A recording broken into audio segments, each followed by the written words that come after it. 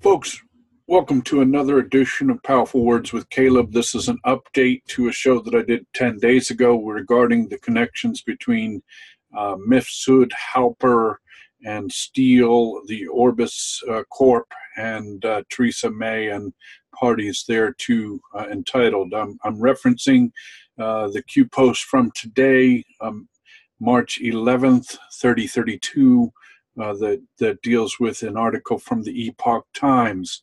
This article came up, and I thought it wonderful time to update that information from that previous show. If I may, I'd like to begin with sharing that article.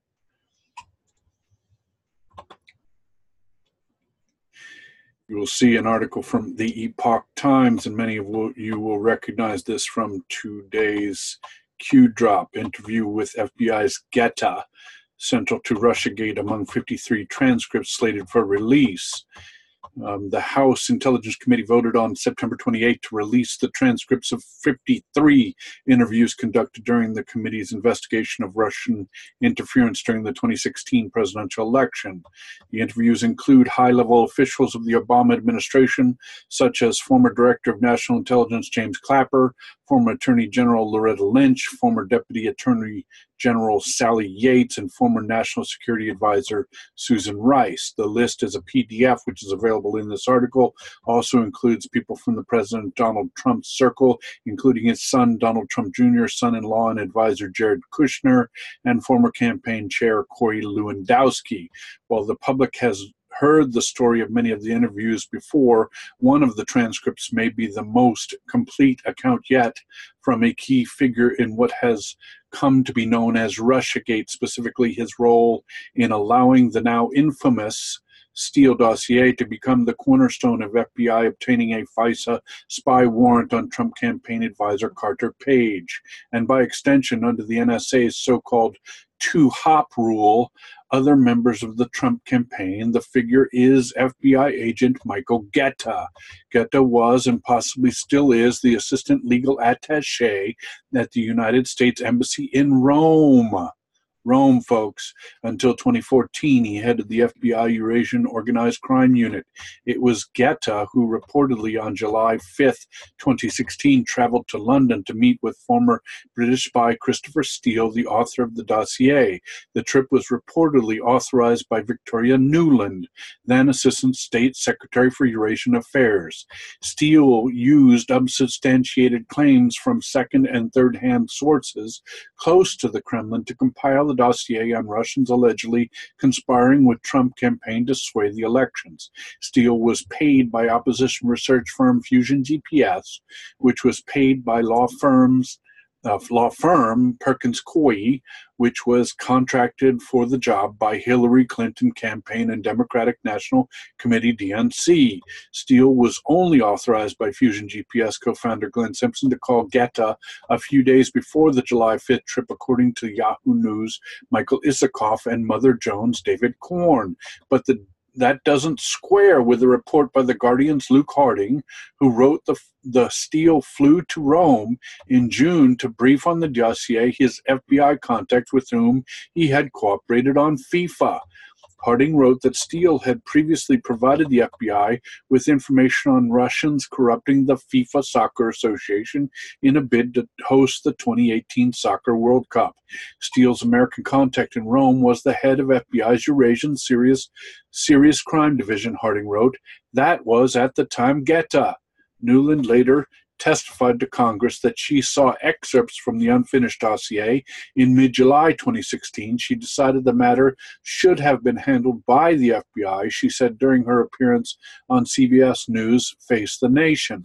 But it wasn't the dossier that officially on July 31st, 2016, prompted the FBI to launch a counterintelligence investigation of Russian conspiracy, even though the conspiracy was primarily alleged by the dossier. All roads lead to Rome, folks. As the official story goes, Trump's campaign advisor George Papadopoulos was invited for a talk with then Australian Ambassador Alexander Downer, and the two met and drank in London on May 10, 2016. Downer later said he learned from the young aide that the Russians had information that was damaging to Clinton. Downer reported the conversation to Canberra. A day or two later, as it seemed quite interesting, he told the Australian. When on July 22nd, 2016, WikiLeaks started to release emails that say were leaked from the DNC, the Australian government communicated to the FBI what Downer learned from Papadopoulos. Since CrowdStrike, a firm hired by the DNC, provided data that suggested the DNC emails were hacked by Russians, the FBI appears to have made an inference that Clinton dirt was DNC emails and that Papadopoulos, therefore, must have prior knowledge of the alleged Russian hacking that was enough to launch the probe. What's not clear, however, is how the FBI reached its conclusion. Rumors about Russians having something on Clinton, specifically her government emails, which she kept on a private, poorly secured server, was public knowledge by May 10, 2016. In fact, just the night before, on May 9th, former Judge Andrew Napolitano aired the rumor on Fox News, saying there's a debate going on in the Kremlin on whether they should release 20,000 Clinton emails the Russians hacked. The FBI concluded that Clinton email wasn't hacked. The alleged 20,000 emails were supposed to come from the account of Clinton's aide, Sidney Blumenthal, whose email the FBI acknowledged was hosted on the Clinton server and was compromised. But it is not clear how the FBI could be sure that Papadopoulos wasn't just drunkenly repeating to Downer what he may have heard on Fox the night before. One possibility is the FBI knew Papadopoulos had the information from a different source, which is true. On April 26, 2016 in London, Papadopoulos was told by Maltese academic Joseph Mifsud, and folks who have watched my show previously will understand Mifsud, that Russians had thousands of Clinton emails. Mifsud presented himself to Papadopoulos as a person with deep ties to Russia, but that was mostly a sham. There's no sign that Mifsud's real contacts with the Russian government went beyond Ivan Timofeyev, an academic working for a think tank run by the Russian Foreign Ministry. However, Mifsud was regularly rubbing shoulders with the heavyweights of the U.S. and European intelligence and security, Hackloit. I'm sorry, I dropped that in there. He taught at the Link Campus University in Rome on Pope Pius Avenue, I dropped that in there, which among others taught courses on intelligence and was frequented by U.S. and European defense, law enforcement, and intelligence officials, both current and former. And you will refer to a previous show where Chris Blackburn gave us photos of Mifsud with Claire Smith of UK's intelligence ministry, and also Christopher Steele and senior folks from the Italian Foreign Affairs Department that were there training with them at that university. What is the Geta link? As a veteran professional of his stature, Geta must have been familiar with the link, which is headed by a former Italian Interior Minister, Vincenzo Scotti, Geta's colleague from the embassy in Rome. FBI Special Agent Preston Ackerman even gave a presentation at Link in September 2016, according to UK political analyst Chris Blackburn. And I got to give a shout out to Chris, because Chris has been right, who backed up the claim with a screenshot of the September 9, 2016 Facebook post about the presentation, which appears to show Ackerman as the author of the presentation. That same September, Steele went to Rome again and briefed on FBI team there on his updated dossier. The Guardian reported, it's not clear whether Geta was present, though it was likely as he was Steele's main contact. It is clear, however, that the FBI heavily relied on unsubstantiated allegations from the dossier about Page to obtain a FISA spying warrant. Based on the heavily redacted version of the warrant, the FBI failed to disclose to FISA court that the dossier was paid for by the Democrats. The warrant also used Isikoff's article without disclosing the article used Steele, the dossier's author, as its source. Trump has recently asked the Justice Department Inspector General to vet for declassification key parts of the warrant and other documents that may shed more light on the extent to which the dossier was used to spy on the Trump campaign. A number of questions remain about Guetta's involvement with the dossier and the Russia investigation. What exactly did he do with the initial information from Steele in June 2016? How often was he in contact with Steele? Did he know Mifsud? The House Intelligence Committee interviewed Guetta on December 20th, 2017. Around the same time, Mifsud disappeared and hasn't been heard from since. One of his associates said that Lynx Scotty told Mifsud to lay low. Now that Guetta's interview is slated for release, the public may finally get a clearer picture. The transcripts are still subject to redactions, though, presenting a danger that instead of Guetta's testimony, Americans will be treated to the pages of impenetrable black ink.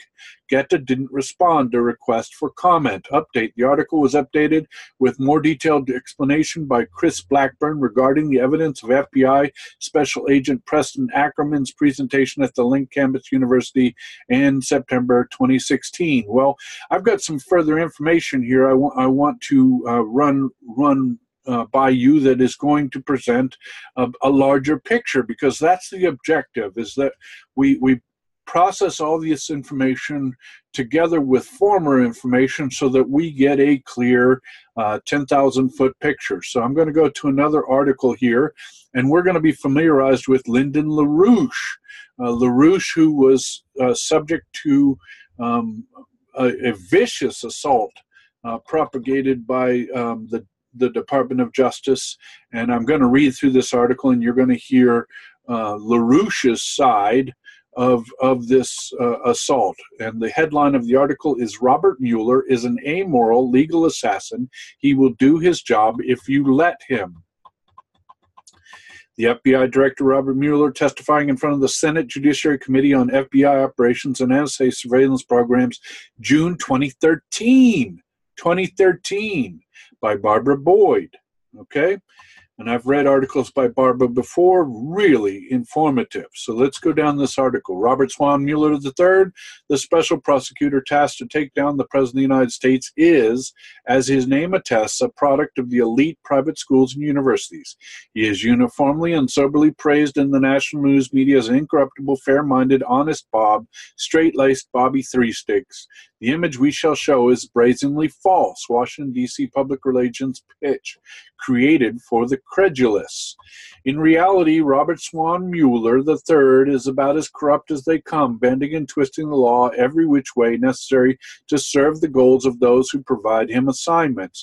The might of the prosecutorial function and the institution he serves dictate right for him, rather the unbiased pursuit of justice the law envisions for his vocation. In what he says was a defining moment, Mueller broke rank after college to serve in Vietnam War as a Marine. After that, he never wanted to do anything but prosecute.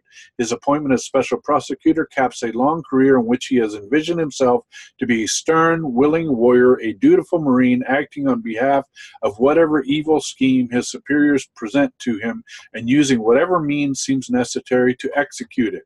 In recent weeks, organizers for the LaRouche movement have been repeatedly told by citizens they meet, it looks like President Trump is getting the LaRouche treatment. The two men could not be more different in station or cultural and intellectual achievement. LaRouche is a world historical genius in the mold of Gottfried Leibniz, but both men touch what has amounted to the third rail of American politics after Franklin Roosevelt's death.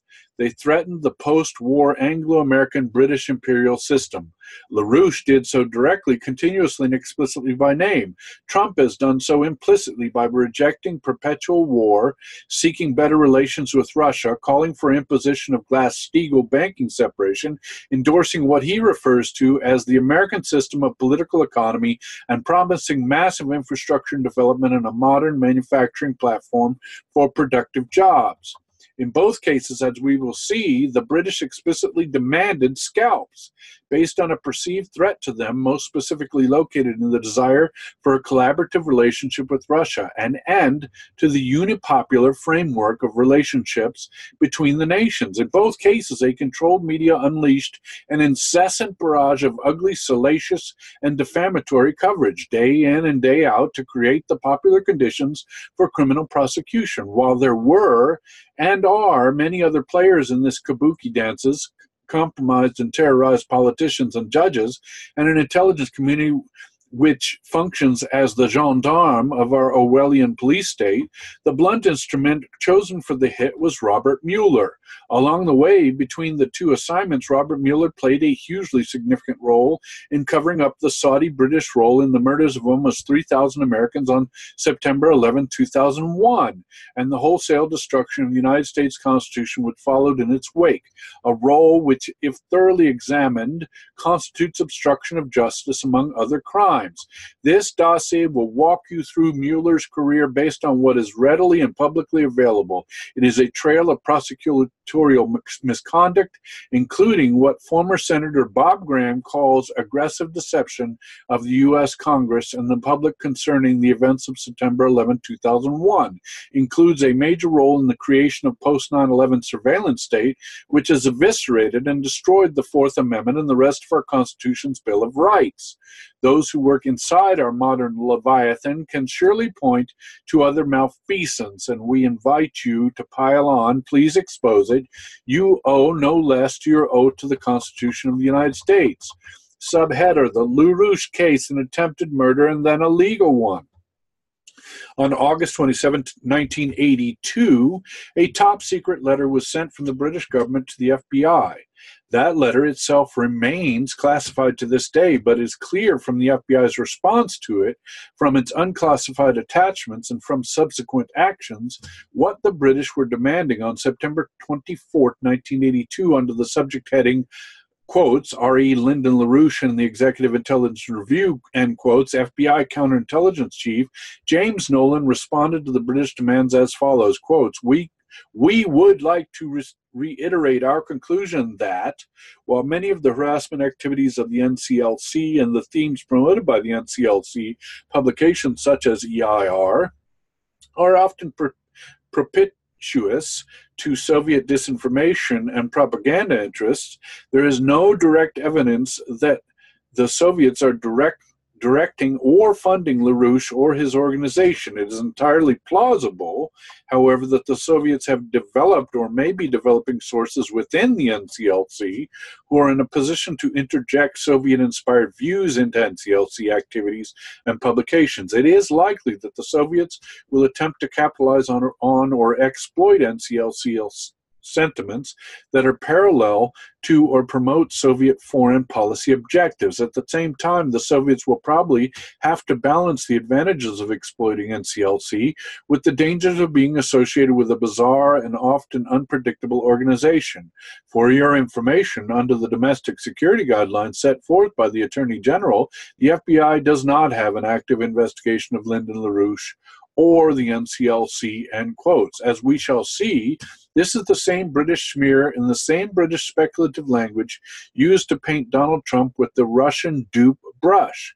That allegation of activity on behalf of the foreign power, the Russians unleashed a full spectrum of intelligence agency weapons from constitutional constraints under the Reagan administration's Executive Order 12333 and subsequent renditions governing classified counterintelligence activities, particularly the subsequent versions of Executive Order 12333 put into place after September 11, 2001. We document below some of what LaRouche was doing to provoke the British call for his head in 1982. His activities included back-channel negotiations with the Russians concerning the Strategic Defense Initiative on behalf of the CIA and National Security Council. He met with India Prime Minister Indira Gandhi and Mexico's President José López Portillo, seeking a completely new monetary system not controlled by the City of London. Wall Street, and allied institutions, which would finance high technology development, completely transforming North-South relations. President Lopez Portillo implemented LaRouche's proposal during the Mexican debt crisis in 1982, sending the Anglo-Americans into a rug-chewing fit.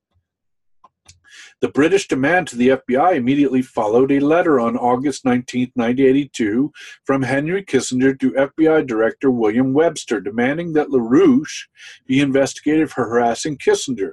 This is the same Henry Kissinger who, in a speech at the Royal Institute for International Affairs on May 10, 1982, had openly declared himself to be a British agent of influence. While endorsing Churchill's rigid anti-Soviet policies and British colonialism over naive American idealists, Kissinger remarked on his service to the British while in the U.S. government.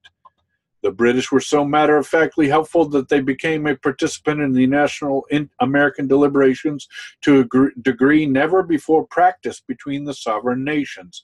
In my period in office, the British played a seminal role in the certain American bilateral negotiations with the Soviet Union.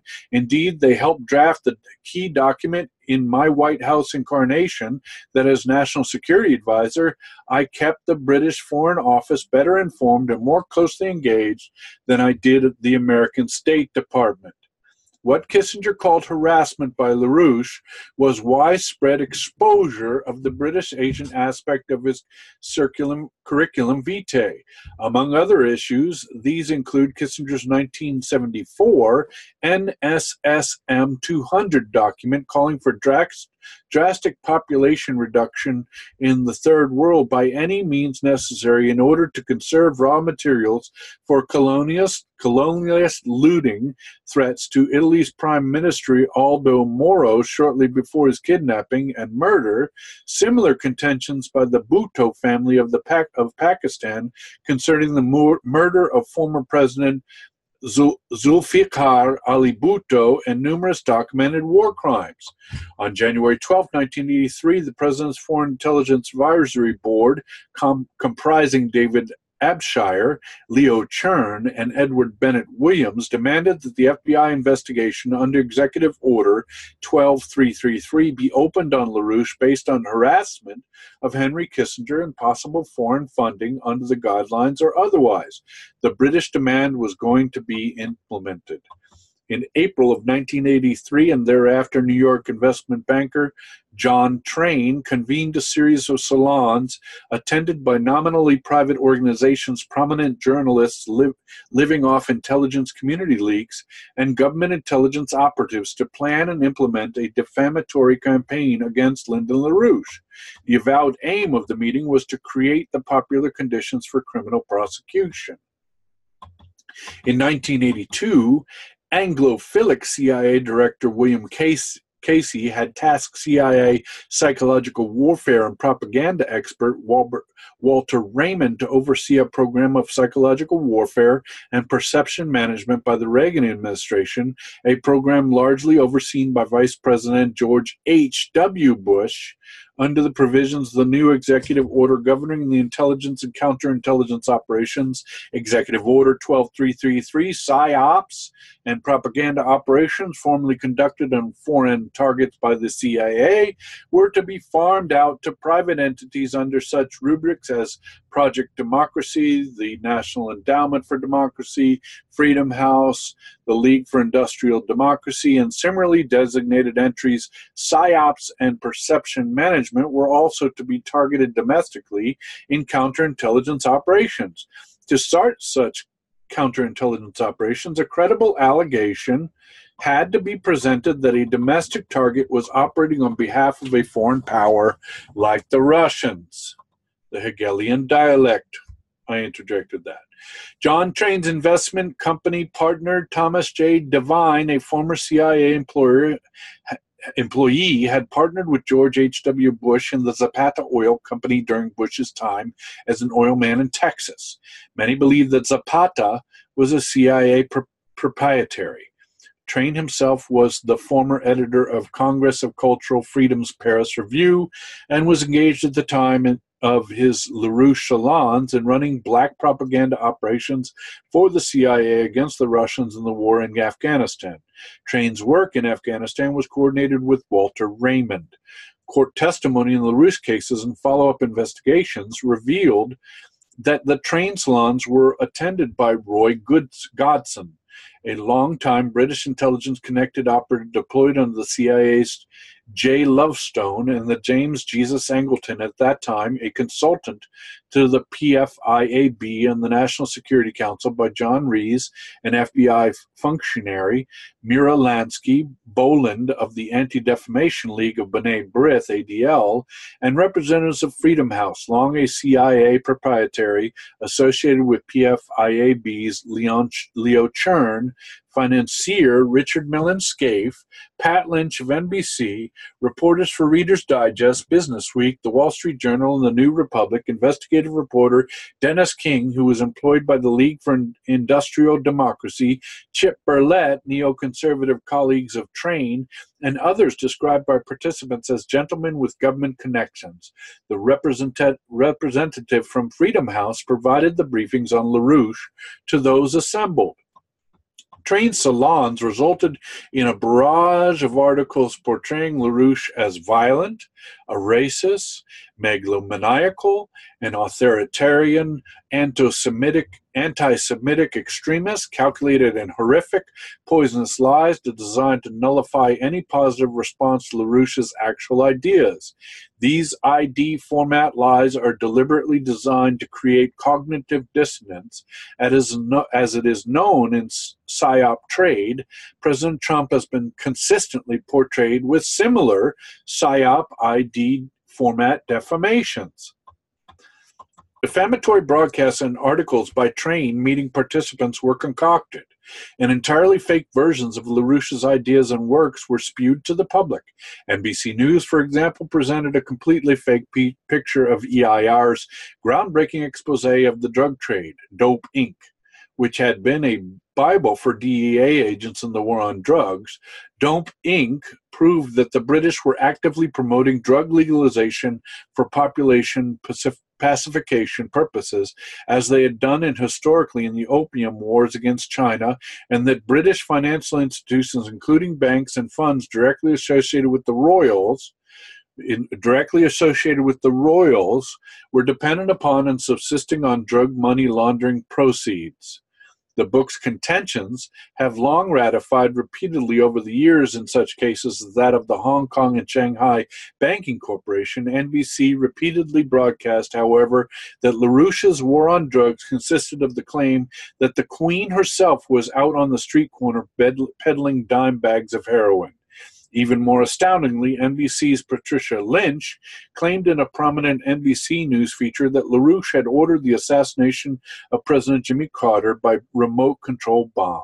She admitted that she relied for this preposterous claim on a notorious FBI informant and other non-public information provided to her by former CIA counterintelligence chief James J. Angleton, other CIA sources, and sources in the FBI. In March of 1986, a collaboration between Erwin Sewell and the ADL and the East German Stasi produced the sensational and completely fabricated claim that LaRouche had played a role in the assassination of Swedish Prime Minister Olof Palme. Richard Mellon Scaife and the CIA's Smith-Richardson Foundation funded a long-length defamatory dossier by Dennis King as a result of the Train meetings, which became the central resource for relentless anti-LaRouche hate campaign.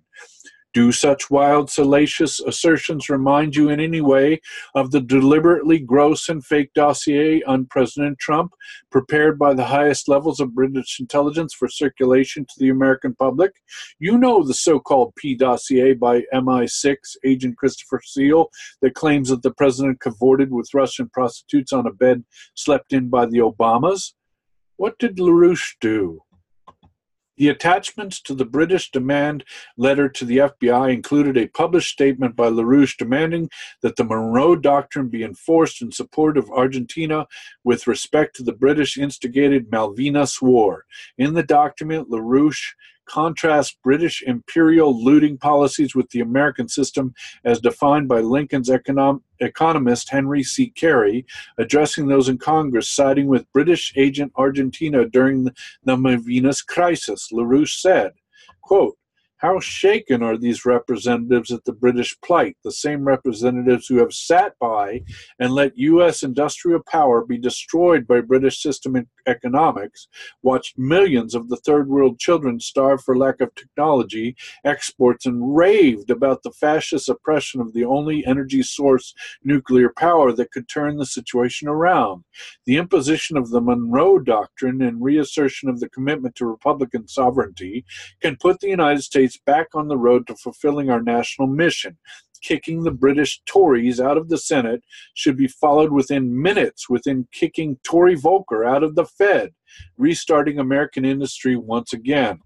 The second attachment to the British demand letter is a leaflet announcing EIR Forum focused on developing the economies of the Middle East and exposing the role of British intelligence in creating and funding Muslim Brotherhood Islamic fundamentalism. The second topic for EIR Forum concerned an expose on the role of British secret services in the then ongoing Soviet secession struggle. Other attachments to the British demand letter to the FBI remain classified since 1982, folks. A review of LaRouche's activities in 1982, the year the British called for his head, reveals that LaRouche's policies were gaining ground on every front and that he had developed a substantial following in the U.S. intelligence and military circles in support of those policies, including the President Reagan's National Security Council. He also posed a direct challenge to British control of the world's economy, though the City of London, Wall Street, and aligned government institutions and the hegemonic British economic nostrums of free trade and speculative capitalism. From December of 1981 through February 1983, LaRouche had been tasked first by the CIA and then by President Reagan's National Security Council to conduct back-channel discussions with Soviet representatives on what became President Reagan's Strategic Defense Initiative. Beginning as early as 1978, LaRouche had been calling for U.S.-Soviet collaborations in developing beam weapon defenses to incoming thermonuclear missiles, replacing the insane Anglo-American doctrine of mutually assured destruction with one of mutually assured survival. At the same time, as he met secretly with Soviet representative, LaRouche and his associates campaigned publicly for the concept. President Reagan announced the adoption of the SDI in a surprise televised address on March 23, 1983. In April of 1982, Lyndon and Helga LaRouche traveled to India, where they met with Prime Minister Indira Gandhi, along with scientists, parliamentarians, industrialists, and economists. In his representations, LaRouche stressed that the developing sector must band together, creating credit for a large-scale infrastructure development along lines consistent with Hamilton's system of political economy. In this endeavor, the British system of Malthusian zero population growth, primitive sustainable development, and the debt slavery, the policies of the World Bank and the IMF, would be condemned as genocidal and abandoned. True human progress could be scientifically and reliably measured, LaRouche said, by the metric he had discovered, potential relative population density ensuring continuous progressive economic development. In May of 1982, LaRouche met with Mexican President Jose Lopez Portillo and immediately followed that meeting with a document entitled Operation Juarez, a battle plan for reorganizing the already bankrupt world financial system based on a physical economic development.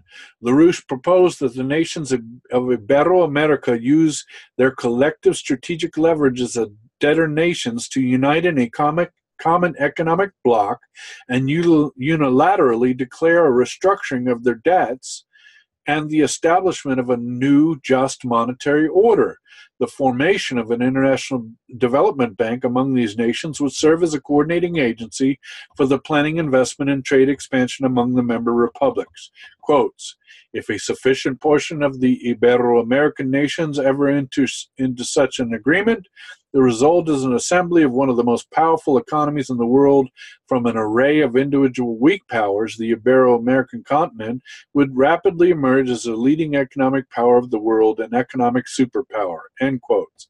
In August, López Portillo tried to bring Argentina and Brazil on as partners in Operation Juarez.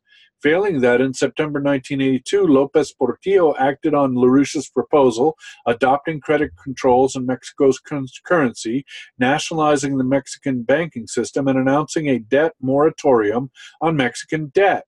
Wall Street, the City of London, and allied intelligence agencies have scrambled to prevent implementation of LaRouche's plan, now targeted LaRouche and López Portillo. Nonetheless, in October of 1982, in a speech at the UN, López Portillo called for a new financial system essentially along the lines LaRouche specified. These proposals were all perfectly consistent with Franklin Delano's Roosevelt post-World War II vision of ending British colonialism and developing the world based upon reciprocally beneficial trade relationships among the nation-states, the idealism Henry Kissinger attacked in his Chatham House address. Such were a few of Lyndon LaRouche's many activities in 1982.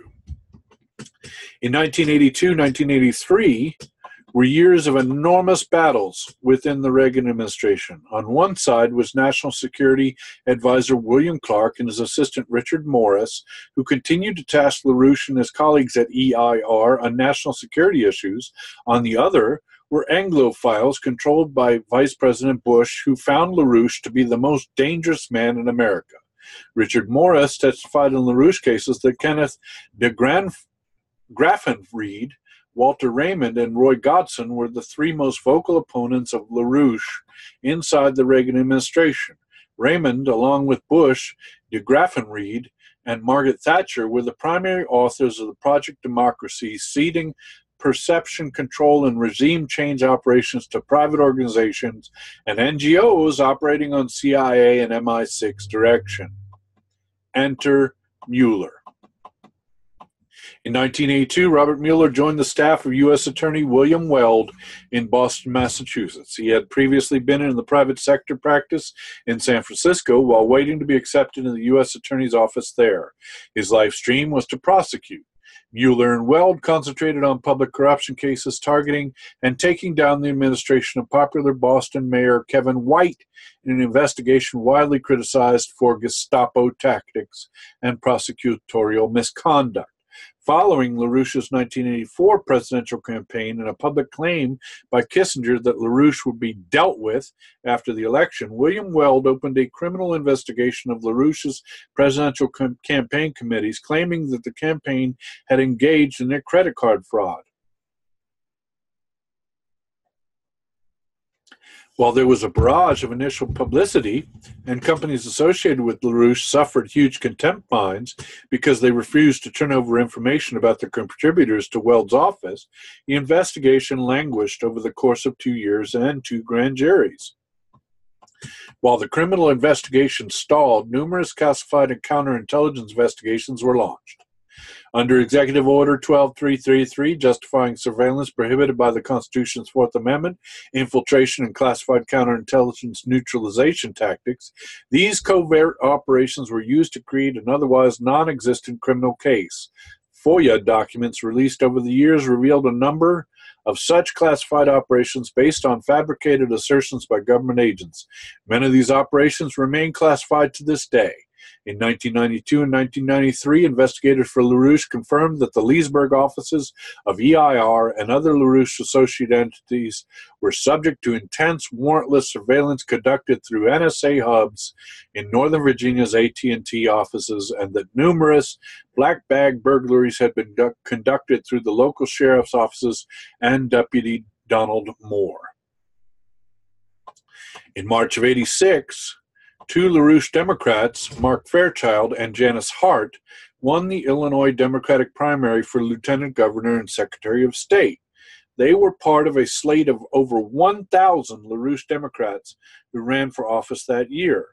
A huge daily national media defamation campaign followed. Using the John Train playbook and many of the Train Salon participants, the Boston investigation was revamped. Mueller, who succeeded William Weld as acting U.S. Attorney in 1986 after Weld decamped to Washington to head the Bush Justice Department Criminal Division, brought in John J.E. Markham II to take the lead in the LaRouche investigation. Markham had been a member of the Process Church of the Final Judgment, a satanic cult tied to Charles Manson during the early legal career. His early legal career. Plans for a search of offices associated with LaRouche in Leesburg and Boston were set into motion. There were two plans for Leesburg raid, one buried in official FBI documents and the other hidden in secret communications. One of the raid's principals, Donald Moore, told an FBI informant in 1992 that a plan was in circulation weeks before the assault to provoke LaRouche's security guards into a shooting incident by staging a massive siege and provocation of Ibycus Farm, where LaRouche stayed. According to Moore, he had provided detailed plans for eventuality of entering the farm and killing LaRouche. FBI case agent Richard Egan corroborated Moore's account, stating in court testimony that his activity under the warrant consisted of a frantic search for evidence justifying a second search warrant for Ibycus Farm and an arrest warrant for LaRouche.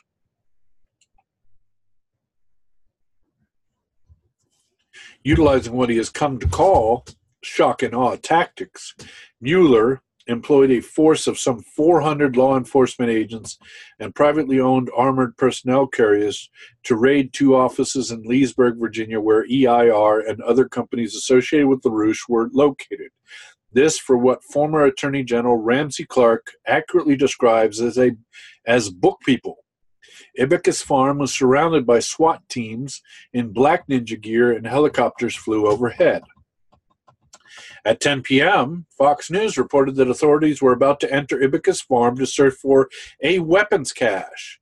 No such weapons cache existed, and the FBI and ATF knew it. The plan to kill LaRouche was only aborted when his associates sent a telegram to President Reagan seeking his intervention.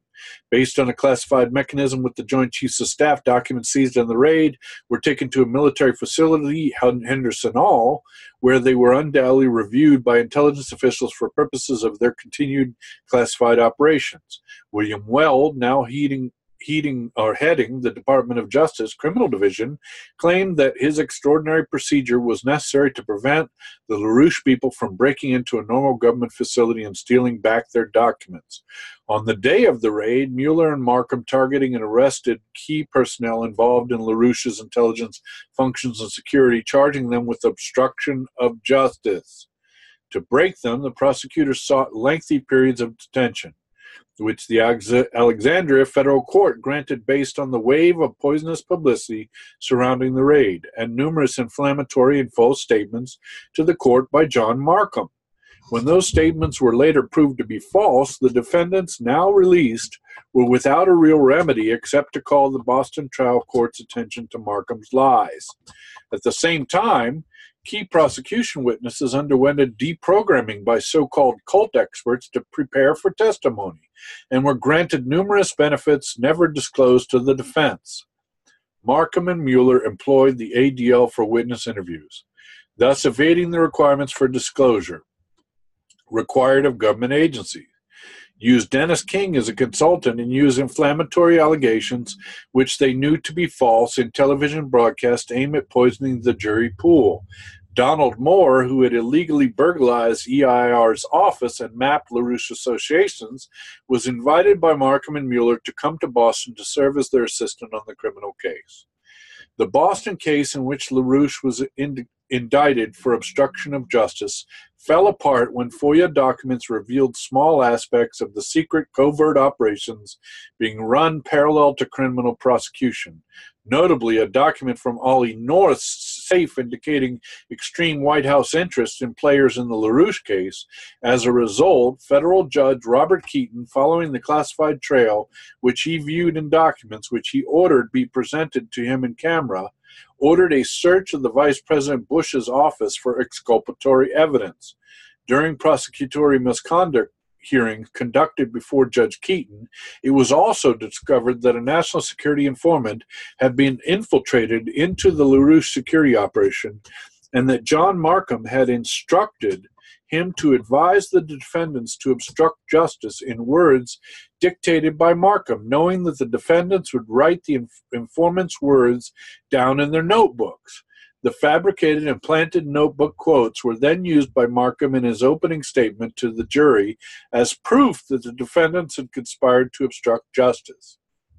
The lengthy government misconduct hearings Judge Keaton conducted resulted in a mistrial due to juror hardship.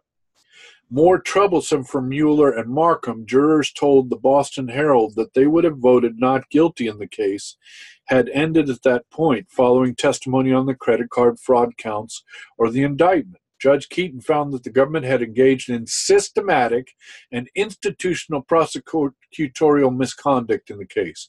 In a separate opinion, he opened the door to further discovery of classified operations in a retrial in order to allow the defendants to show that they did not have the corrupt motive necessary for an obstruction of justice conviction.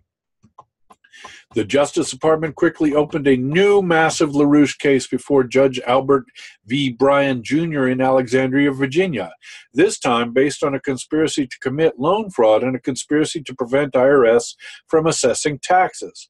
LaRouche was the sole defendant charged in both of these two counts, and all defendants were convicted. Bryan raced the case from indictment to trial. Preventing adequate defense preparation, invited the government to conceal evidence by denying all motions for exculpatory evidence, and prevented the defense from introducing the fact that the government had bankrupted the companies ensuing political loans, preventing them from repaying the political loans in a case in which the government claimed loan fraud based on a non-payment of the same political loans.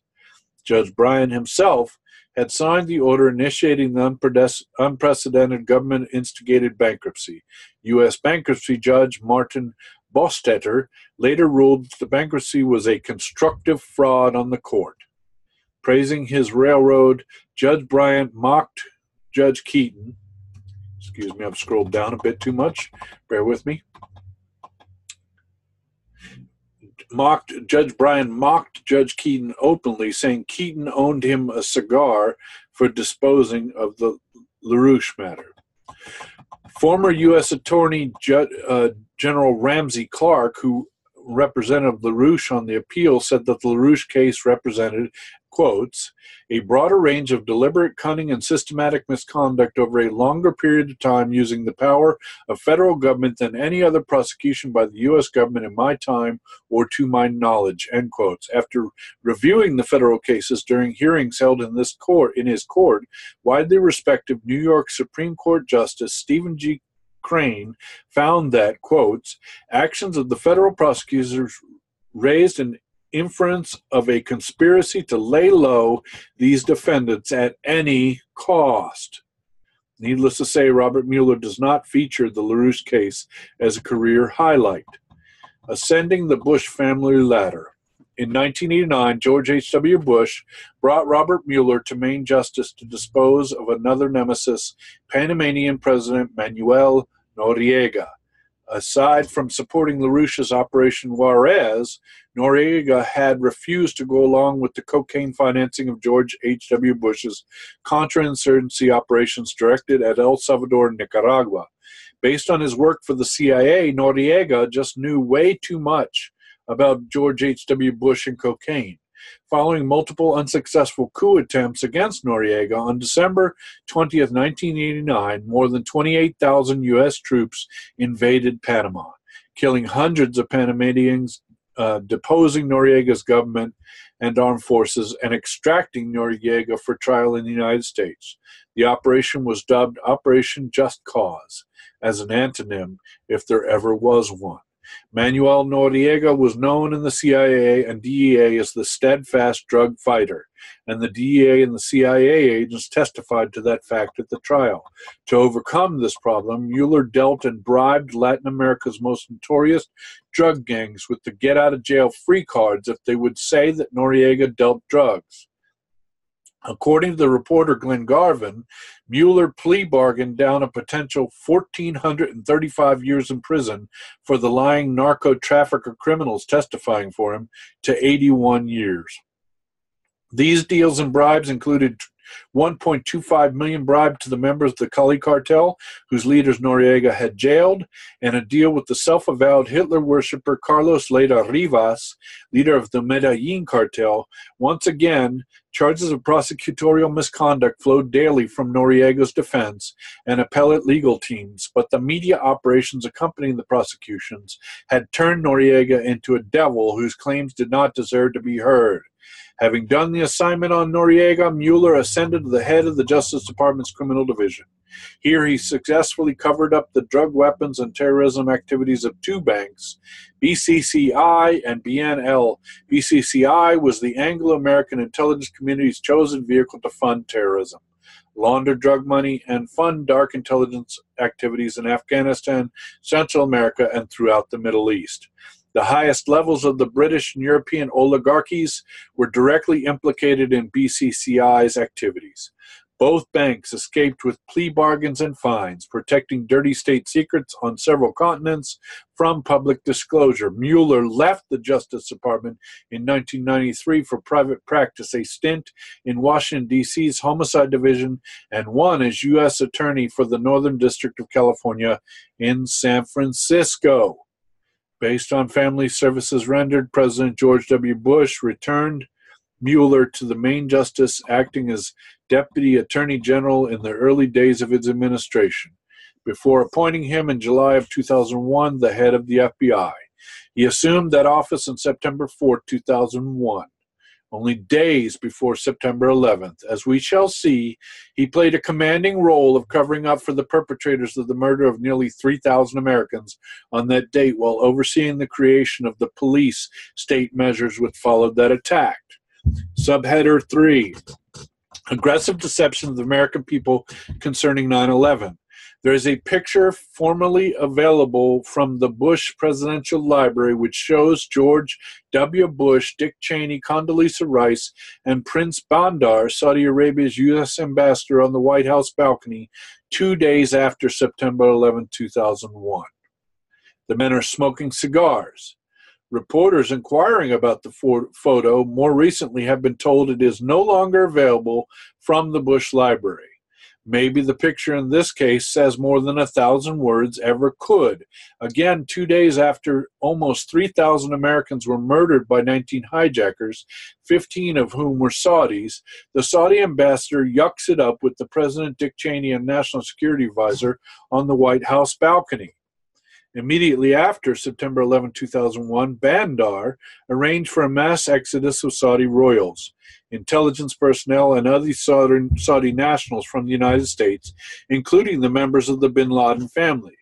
With the full cooperation of the United States government, he placed them beyond the reach of any future inquiry. It is obvious that 9/11 terrorists did not emerge out of the bat caves in Afghanistan. They lived here in the United States, training for a suicide mission which required massive logistical support. The immediate conclusion of anyone thinking through the plot is that this had to be state-sponsored terrorism. The Bush administration, however, immediately focused the nation on Iraq and took the nation to a disastrous war there when even the most basic common sense told investigators to focus initially on the Saudis following the evidence from there. Congress convened a joint congressional inquiry into the events of 9/11 in 2002, chaired by then U.S. Senator Bob Graham. Senator Graham says that he has stopped using the term cover-up in relation to 9/11. He instead uses the term aggressive deception and places Mueller, operating on behalf of the Bush family, at the center of obstructing his investigation and others. It was Mueller who angrily intervened to prevent congressional investigators from visiting FBI offices in San Diego. They went anyway and discovered troves of FBI documents concerning the Saudi hijackers' San Diego cell and its support by Saudi royals and government officials, which Mueller's FBI never made available to congressional committee, despite their specific requests. Prince Bandar so close to the Bush family that he was called Bandar Bush. It is at the center of support network for the San Diego hijackers. There were multiple documents in the San Diego FBI files referencing well-known sympathies for al-Qaeda by employees of the Saudi embassy in D.C., including Osama bin Laden's half-brother. There were records of checks paid to the Saudis supporting the San Diego hijacker from Bandar's wife. There was also a CIA memorandum carefully tracking Saudi government support for al-Qaeda and other Saudi terrorist organizations. Congressional investigators also discovered the identity of an FBI informant who was close to both San Diego hijackers and rented rooms to them, living in the same house. Rather than allowing investigators to interview the informant, Mueller placed him in an FBI safe house for his protection. The results of the Joint Congressional Inquiry review of Saudi government support of the 9/11 hijackers, 28 pages of the Joint Congressional Committee's report, were classified in the final report. They remain classified despite the demands of the 9/11 families and an all-out national campaign for their release until July 15, 2016. According to all concerned, the man who classified these 28 pages in 2003 and adamantly fought to ensure that they would never see the light of day was FBI Director Robert Mueller. The 28 pages solely concern what congressional investigators found in San Diego FBI office, the discovery of which Robert Mueller actively sought to prevent. In the summer of 2015, another document, formerly classified Document 17, was quietly declassified. It was authored by the same congressional investigators who wrote the 28 pages and revealed that two Saudi students funded the Saudi government did a dry run of September 11, 2001 attack on an American West flight from Phoenix to Washington in 1999. An incident well known to the FBI. After releasing the two Saudis from custody, the FBI subsequently learned in 2000 that one of the students had been trained in Afghanistan's al-Qaeda camps to conduct Khobar Tower-type assaults, and the other was tied to terrorist elements as well. Senator Graham has remarked that Mueller stonewalled his investigation at every turn. Undoubtedly, large volumes of documents concerning the Saudi role in 9/11 reside in still classified and undisclosed CIA, FBI, and other files. This is not the place for a full review of the joint British and American responsibility for Salafist terrorism. From the U.S. side, Zbigniew Brzezinski deliberately created and supported an entire generation of such terrorists, including Osama bin Laden, in his geopolitical war game with the Soviet Union. He deliberately created a terrorist insurgency in Afghanistan in order to draw the Russians into a war there, and gloated about it until his recent death. Saudi Arabia has never been anything other than a satrap of the British. And the second incubation point for the terrorist phenomena manifesting themselves in 9/11 lies in the mosques of Londonistan. The CIA knew this, and MI6 knew this. They have been using these terrorist networks for years for their own geopolitical purposes. The FBI did not pay attention to the Saudis before 2001 because they were an ally. According to the testimony provided in the wake of attacks in the August of 2001, President Bush was handed a CIA briefing which explicitly warned that al-Qaeda was about to launch a major attack on the United States using airplanes. The president did nothing. Earlier, Robert Mueller, serving as Deputy Attorney General in the days prior to 9/11, had blocked a major funding increase for the FBI's counterterrorism division led by John O'Neill. O'Neill had moved his entire operation to New York because official Washington would not listen to his warnings about al-Qaeda. The job to aggressively deceive the American people about this sordid history fell to Robert Swan Mueller III, and he obstructed a congressional investigation to do precisely that. Due to an act of Congress, JASTA, the 9/11 families are now proceeding with their lawsuit against the Saudis. But why should they have to endure years more of litigation?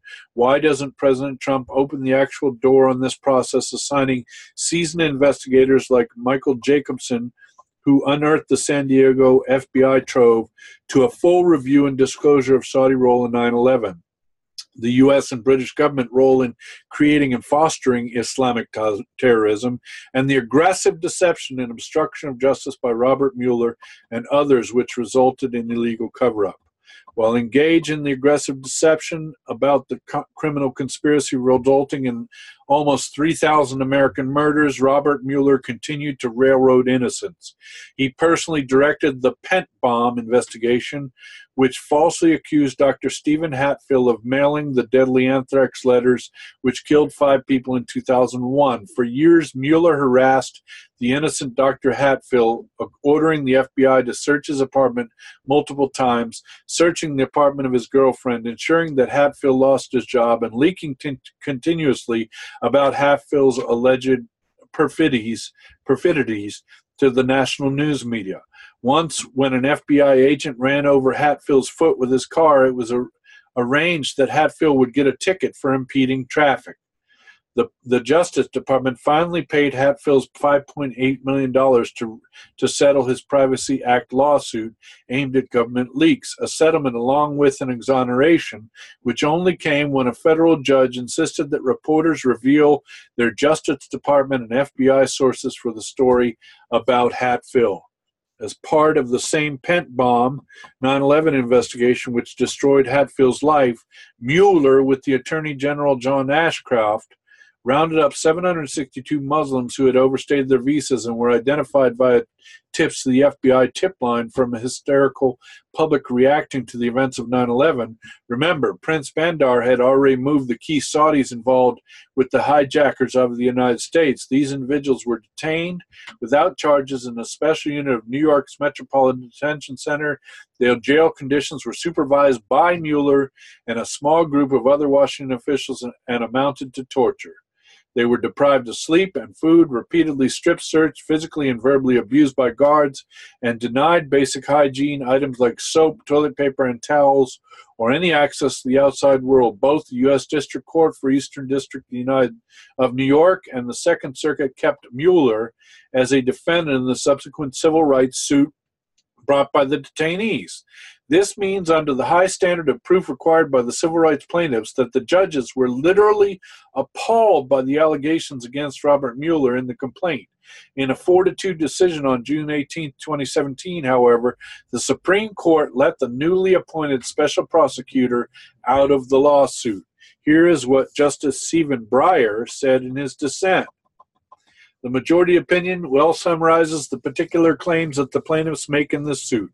All concern the conditions of their confinement, which began soon after September 11, 2001 attacks and lasted for days and weeks, then stretching into months. At some point, all the defendants knew that they had nothing to do with the September 11th attacks, but continued to detain them anyway under harsh conditions. Official government policy, both before and after the defendants became aware of the plaintiffs' innocence, led to the plaintiffs being held in tiny cells for over 23 hours a day, with lights continuously left on, shackled when moved, often strip-searched, and denied access to most forms of communication with the outside world. The defendants detained the plaintiffs in these conditions on the basis of their race and religion and without justification.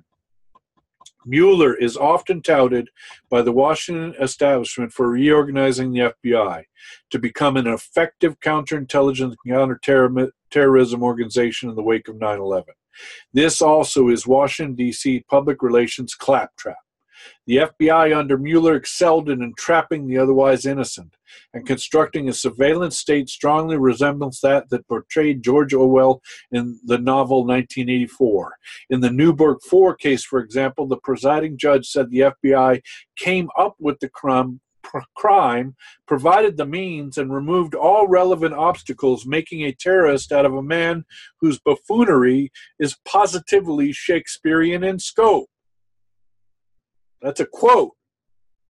Studies have found that almost every domestic terrorist plot during Mueller's tenure from 2001 to 2010 was in some way cooked up, assisted, and eventually busted by Mueller's FBI. The book, The Terror Factory Inside FBI's Manufactured War on Terrorism by Trevor Aronson, documents this in a chilling detail. J. Edgar Hoover's domestic security depravities seem pale in comparison. The FBI now manages some 15,000 designated informants through a LinkedIn-type database called Delta. It allows FBI agents to dial up informants to use in stings anywhere in the country. Informants then travel to their assignments and can earn up to $100,000 for entrapping and testifying against the unwary petty criminals, losers, and mentally challenged individuals who inhabit Bureau's terrorist case docket. Philip Mudd was brought over from CIA by Mueller to lead this effort in the FBI's new National Security Division. Mudd, using a data mining system called domain management, flooded immigrant communities, particularly Muslim communities, with informants to monitor and entrap those who expressed ideas favorable to radical Islam, whether or not those expressing the ideas had any real possibility of ever engaging in terrorist plot. FBI agents referred to the Mudd-Mueller surveillance and entrapment tools as battlefield management. In other words, entire communities in the United States have been targeted and treated to the methods of the East German Stasi. On August 10, 2017, Mudd, now a CNN analyst who had raved repeatedly about President Donald Trump, told CNN analyst Jake Tapper, the U.S. government is going to kill this guy, meaning the president. Okay, folks, Mudd said that. Then there's a surveillance state. William Binney was the senior most technical analyst of the NSA. He designed a system, Thin Thread, which would accurately track terrorist plots while preserving the civil liberties of American citizens. In the film, The Good American, Binney tells the story of how he did this and how General Michael Hayden, then the director of the NSA, ditched Binney's program and spent millions of dollars with an outside contractor, SAIC, on an alternative system, Trailblazer, which mass collected data on every American and in a violation of the Fourth Amendment. Drowning in data under SAIC's alternative surveillance program, the NSA was unable to pinpoint actual terrorist plots. Binney and his collaborators demonstrated that under his program, Thin Thread, all of the information necessary to stop the 9/11 hijackers was recorded by the NSA and readily available to investigators. For that, Robert Mueller sent the FBI to raid and harass Binney and his collaborators, bringing criminal charges against one of them, Thomas Drake, which were later dropped. And then, of course, there's Enron, another notch in Mueller's prosecutorial belt, stretching the law and obstruction of justice. Mueller and his task force went after Arthur Andersen and Company, then one of the world's largest accounting firms, for the perfidies of Enron, charging the accountants with obstruction of justice. The U.S. Supreme Court found that Mueller and friends had stretched the obstruction statute beyond recognition to prevail in the case, a reversal which came too late for the company and the people who worked there. Arthur Andersen went out of business as a result of Mueller's prosecution.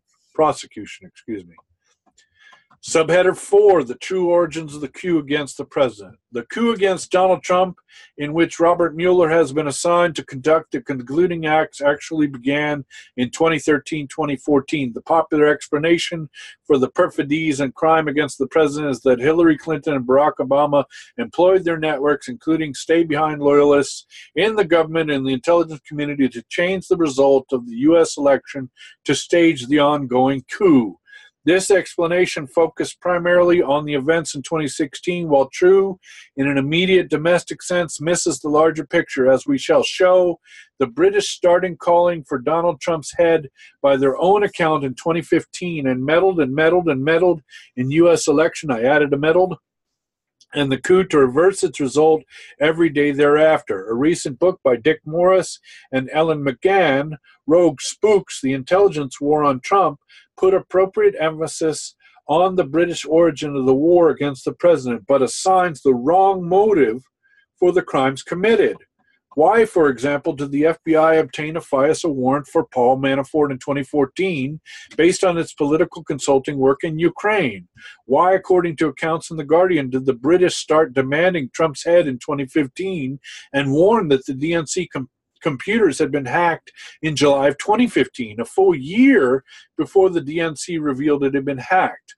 Why did the British keep pushing for Trump's removal by any means necessary? Why was Hillary Clinton's campaign working not only with British intelligence, Christopher Steele and Sir Andrew Wood, to develop dirt on Trump, but also with Ukrainian intelligence. Why was NATO intelligence an appendage of the British, raving about Russian bots and Russian hybrid warfare, leaking repeatedly to the London press in 2014 and 2015 about the purported evil emanating from the St. Petersburg Internet Research Agency and thousands of paid Internet trolls? Subheader 5, The Real Story, Issues of War and Peace and the Future. Beginning with an announcement of President Xi Jinping at a conference in Kazakhstan on July 2013, China has set into motion an entirely new dynamic in the world, a new paradigm of cooperation between nation states to build vital modern infrastructure, allowing nations in the former developing sector to reach their full economic potentials. Xi Jinping's vision of the New Silk Road, or One Belt, One Road project has been endorsed by Russia's Vladimir Putin. Russia and China are joining in projects which will fully develop the Eurasian landmass, creating a new financial architecture in the Asia-Pacific region.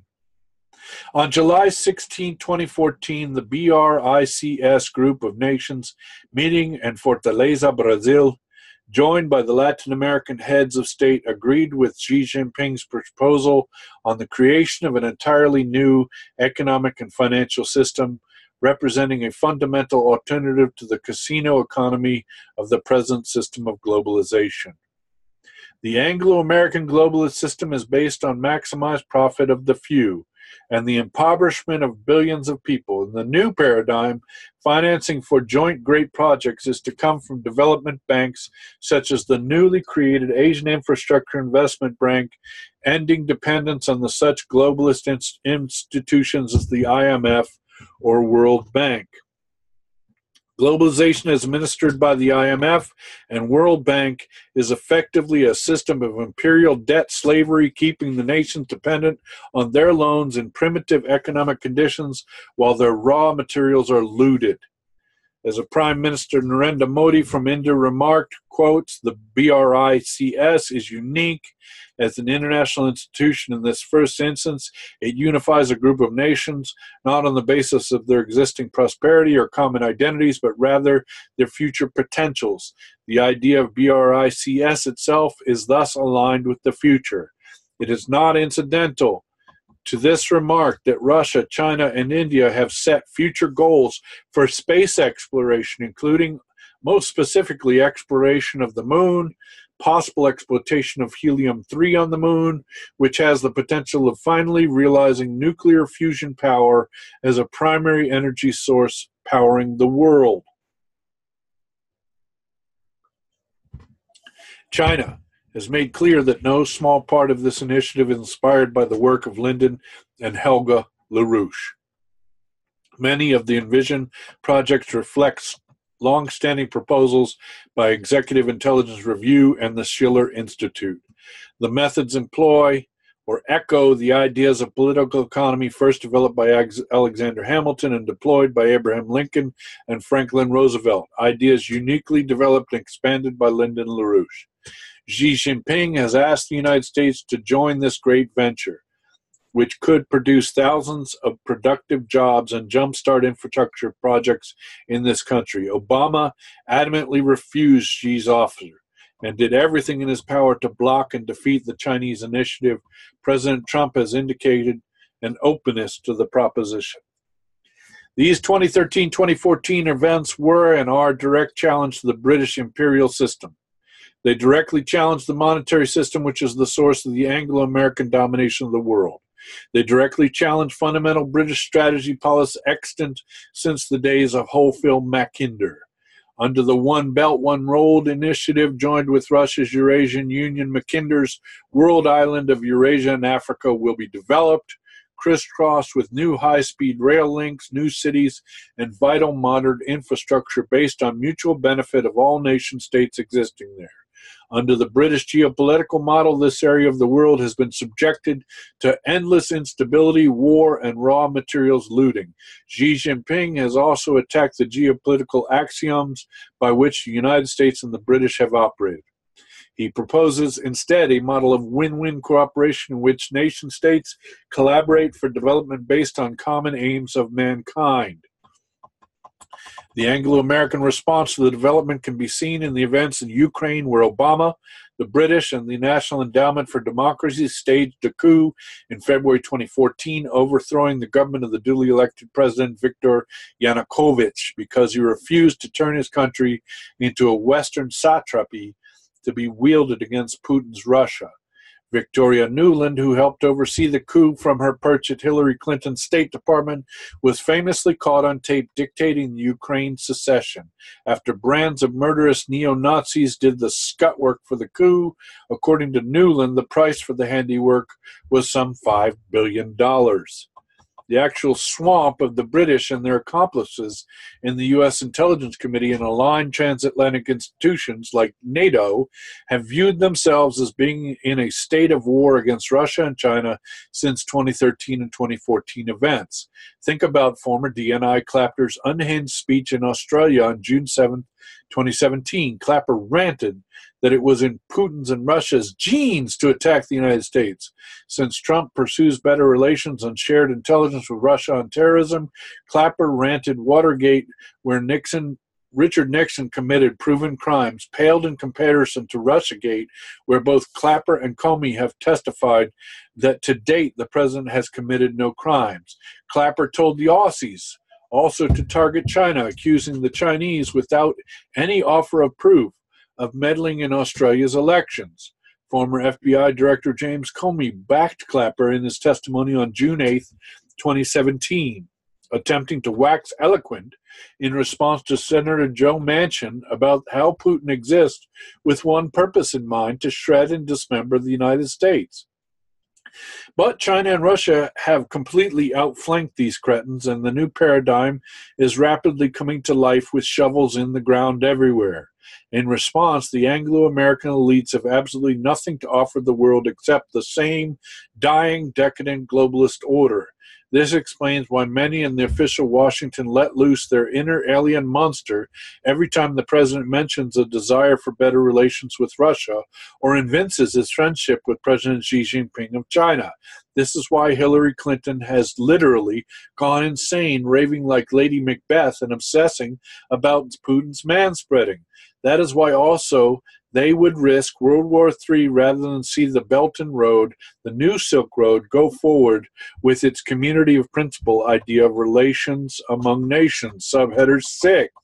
What did Trump do? Like Lyndon LaRouche, Trump represents an existential challenge to the post-war British-dictated monetarist and imperial order. In his campaign platform, he called for the reinstitution of Glass-Steagall banking separation. This would end the casino economy, which is about to blow up again, the real economy never having recovered from the collapse of 2008. He wants to build huge modern infrastructure and revitalize the manufacturing sector of the economy with modern manufacturing techniques. He wants to return the United States to space exploration and the funding of fundamental science, recognizing the optimistic national morale which will result from that. In his public speeches, Trump has repeatedly invoked what he understands as the American system of political economy, a concept developed and elaborated in recent history by only one man, Lyndon LaRouche.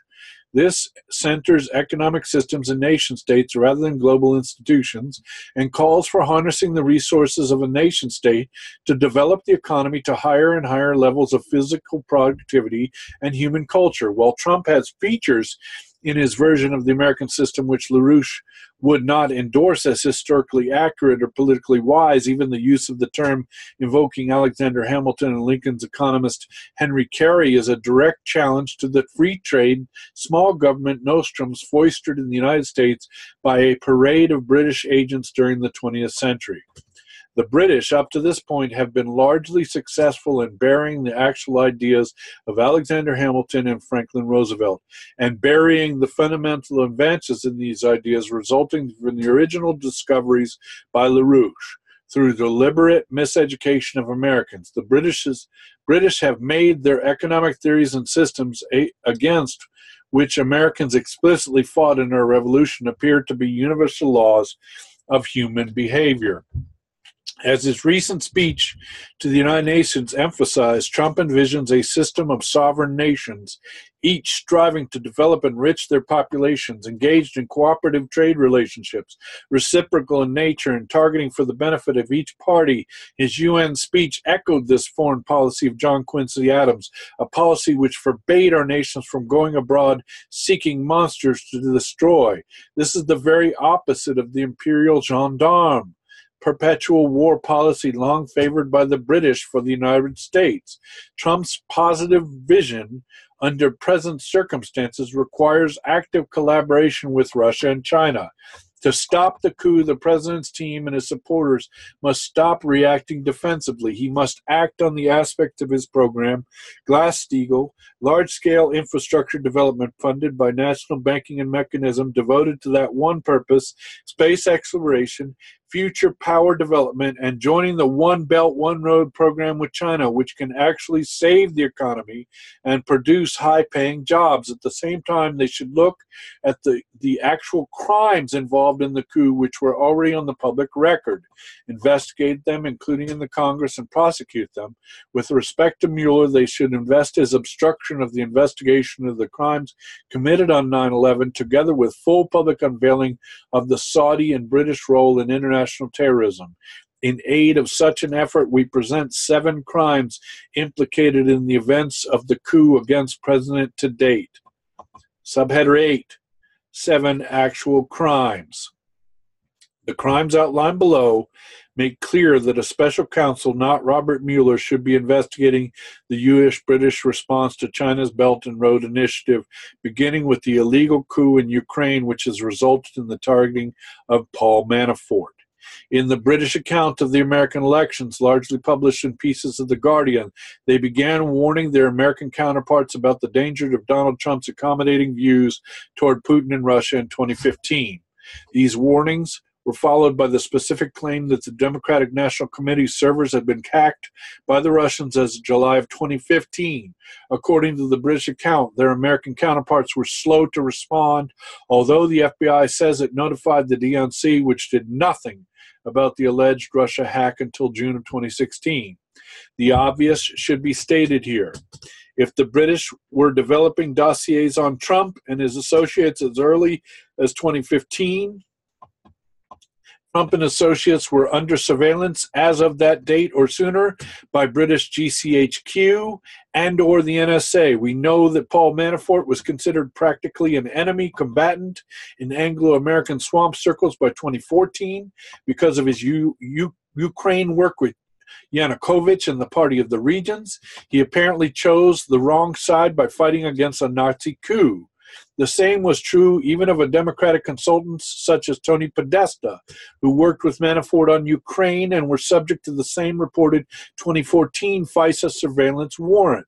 What was the FBI affidavit which justified the 2014 Manafort Podesta FISA court surveillance warrant, and what was the British role in obtaining it? What role did the British play investigating, including GCHQ and MI6 in the Manafort counterintelligence investigation? What were the British concerns about the Trump communicated to the U.S. intelligence as early as 2015? What was the specific British warning about hacks of the DNC computer in July of 2015? By December 2015, according to James Clapper, dodgy January 2017 report on alleged Russian meddling in the election, hundreds of paid Russian trolls associated with the St. Petersburg, Russia Internet Research Agency had begun to advocate for Trump's election. At the same time, Michael Flynn attended a dinner at RT in Russia, sitting across the table from Putin. Flynn had already driven Obama crazy by proposing a determined U.S.-Russian collaboration in the war on terror and going after the administration's policy aimed at dismembering Syria. Obama had fired him. Is this the date when surveillance on Flynn actually began, or did it begin sooner?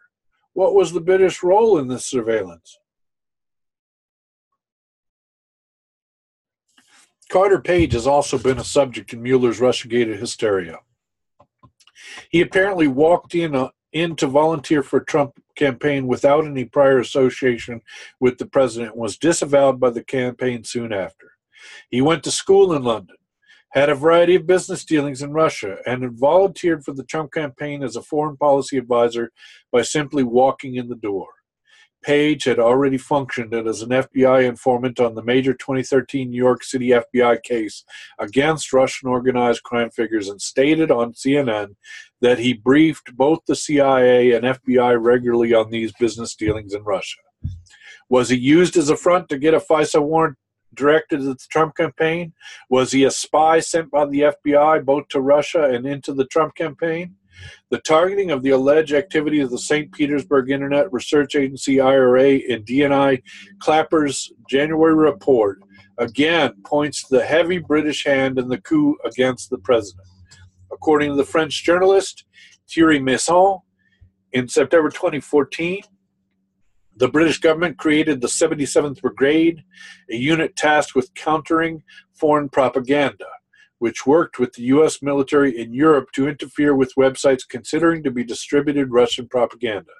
This project ultimately morphed into NATO's Strategic Communications Service, tasked with suppressing any news or person favorable to the Russian position concerning strategic topics, but particularly Ukraine.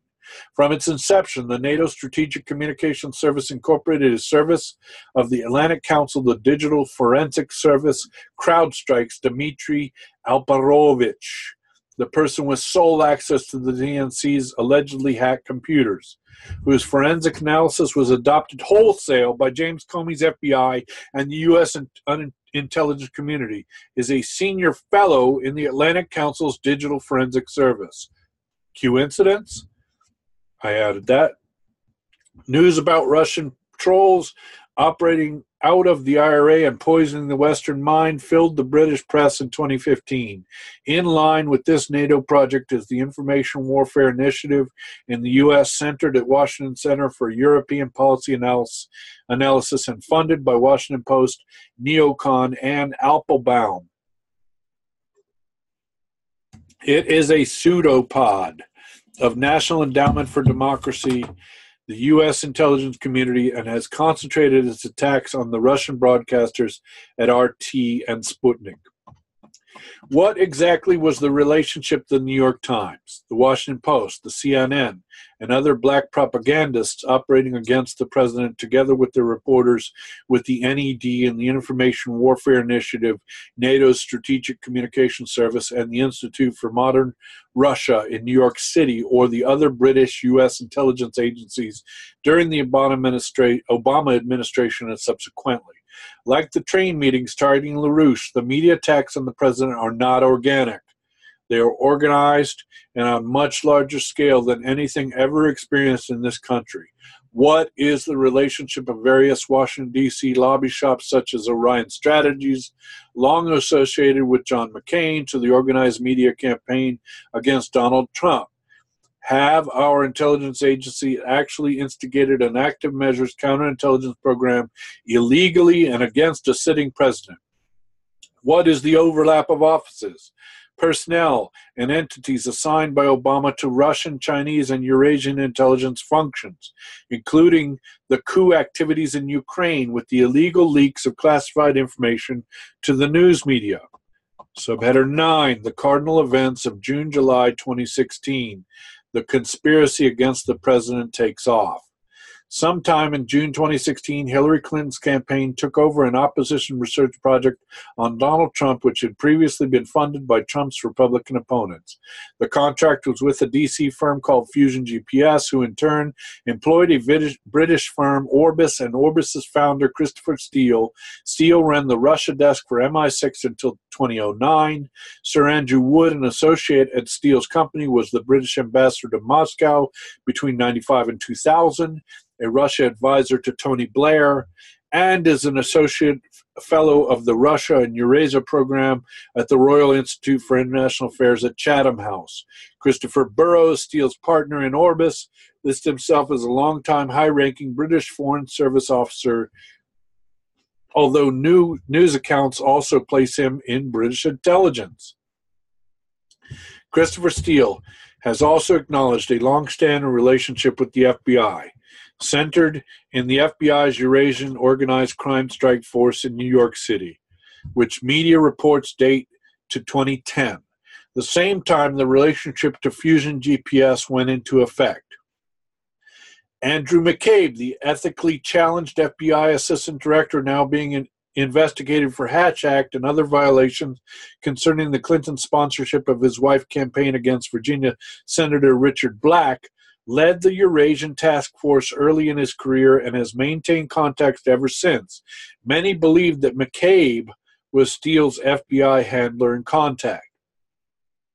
In court filings in the London libel suit against them, Steele and Orbis state that they briefed reporters from the New York Times, the Washington Post, the New Yorker, Yahoo News, and CNN about Christopher Steele's reports on Trump and Russia in September 2016 and participated in further briefings with the New York Times, the Washington Post, and Yahoo News in October 2016. In late October, Steele briefed a reporter for Mother Jones by Skype. Senator John McCain and David Kramer, who was McCain's agent, were briefed on the pre-election Steele memoranda in December of 2016. 16 memoranda smearing Trump based on paid and anonymous Russian sources were produced prior to the election. It is clear that the FBI was also a recipient of all those memoranda dating back to June 2016, if not earlier.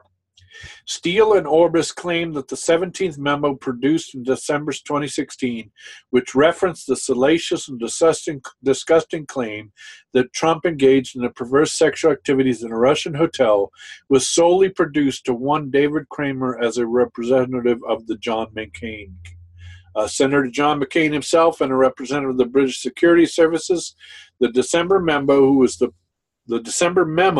the product of a collaboration between Steele, Sir Andrew Wood, Kramer, and a representative of the British Security Services, which began on November 18, 2016, that is almost immediately following Trump's election as president. It has been widely reported that James Comey's FBI was also offering Steele and Orbis $50,000 or more at this point to corroborate aspects of the dodgy dossier smearing president-elect. David Kramer is the former president of CIA and Day Congo, Freedom House. Was a fellow of the Neoconservative Project for a New American Century, held State Department positions dedicated to Project Democracy and soft power coups in Russia and the former Eastern Bloc, and presently serves as Senior Director for Human Rights and Human Freedoms at Senator McCain's Institute for International Leadership in Arizona. Hillary Clinton used the Steele dossier to paint Trump as a Russian dupe. Throughout her general election campaign against him, James Comey used it to justify his FBI counterintelligence probe of the Trump campaign, which began in July of 2016 and has continued.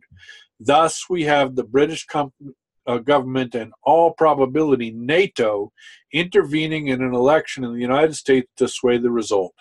Most certainly, this raises questions about the applicability of the election laws, which bar foreign funding for exactly the reason that the United States elections should be decided by United States citizens.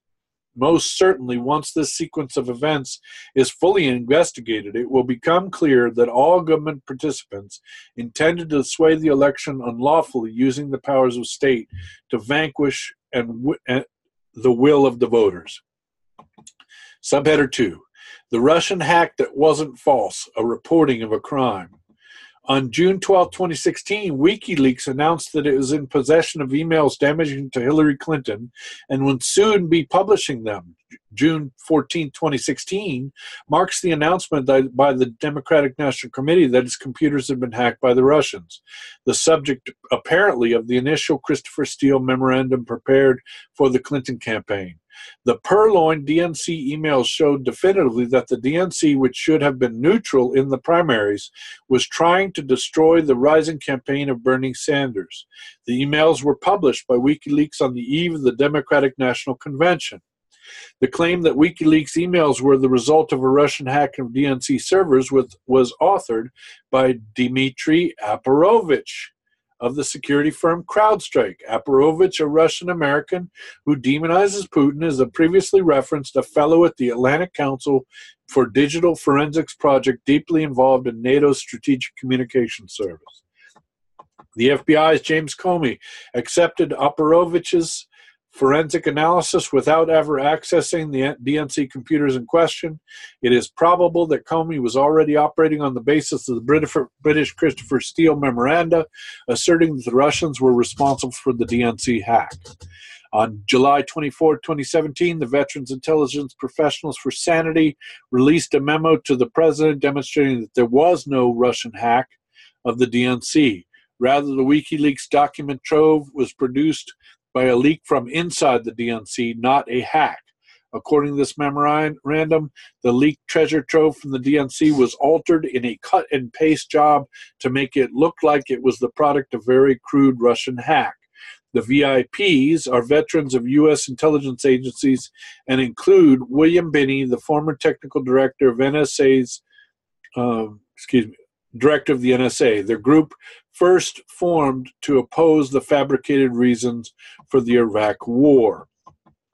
William Binney has insisted from the first reference to Russian hacking as the source of WikiLeaks Podesta DNC documents that if such an event had occurred, the NSA would have traced it and could say so with certainty. In their report, the VIPs point out that CIA's Marble Framework program allows for obfuscation of cyber attacks and false flag attribution to other state actors.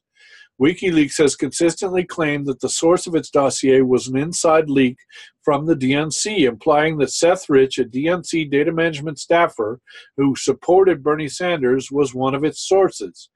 Rich was murdered in July of 2016 in Washington, D.C., in a crime which remains unsolved at this date.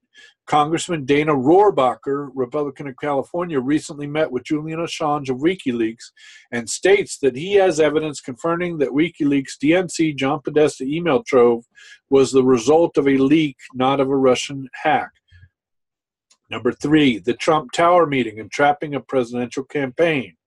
On June 9, 2016, a meeting took place in Trump Tower involving Donald Trump Jr., Paul Manafort, at the time the campaign manager for the Trump presidential campaign, Jared Kushner, the president's son-in-law, and 5 other people. As opposed to media accounts, only one of the participants in the Trump Tower meeting was a Russian, the lawyer Natalia Veselnitskaya.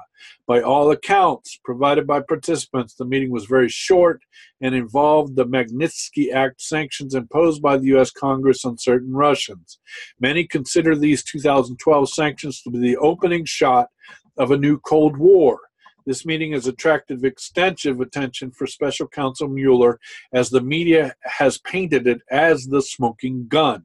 The emails setting up the meeting do not reflect what actually happened at the meeting. Instead, they bear all the marks of an intelligence agency entrapment attempt against Donald Trump Jr. designed to fix the Manchurian candidate label on Trump early in general election campaign. The emails setting up the meeting specifically ordered dirt on Hillary Clinton to be provided by the Russian government itself. On July 15, 2016, at the same time as the FBI was opening an investigation of the Russians for interfering in the U.S. election and of Trump campaign for colluding with them, another British intelligence operative, Bill Browder, was filing a complaint with the U.S. Department of Justice concerning 4 participants in the Trump Tower meeting and others for failure to register under the Foreign Agents Registration Act. Browder's complaint claimed that these people were engaged in unregistered Russian lobbying activities, namely attempting to overturn the Magnitsky Act. Browder renounced his American citizenship in 1989 to become a British subject and has operated at highest levels of British finance and intelligence. Undoubtedly, by the time of the June 9, 2016 Trump Tower meeting, the British government's Trump file already included a full history of Donald Trump's sponsorship of the 2013 Miss Universe pageant in Moscow and its players, Trump's real estate dealings with the Russians anywhere in the world, all of candidate Trump's conciliatory statements towards Russia, and complaints that campaign advisor Michael Flynn was soft on Russia and a rebel against the U.S. intelligence establishment from within that establishment. The file also included surveillance of Trump campaign's manager, Paul Manafort, who was considered an outright enemy of the Anglo-American interests given his political work for the former president of Ukraine, Viktor Yanukovych, and his party of the regions, the Trump relationship with Felix Stater, a Russian-American and a high-level FBI informant. So even before the Trump Tower meeting, we find following intelligence services in motion attempting to concoct illicit dirt about Trump and Putin. British intelligence, Ukrainian intelligence, the DNI and CIA in the United States, the FBI, and NATO's Strategic Communication Service and its U.S. offshoots. But wait, as they say in infomercials, that's not even close to all involved.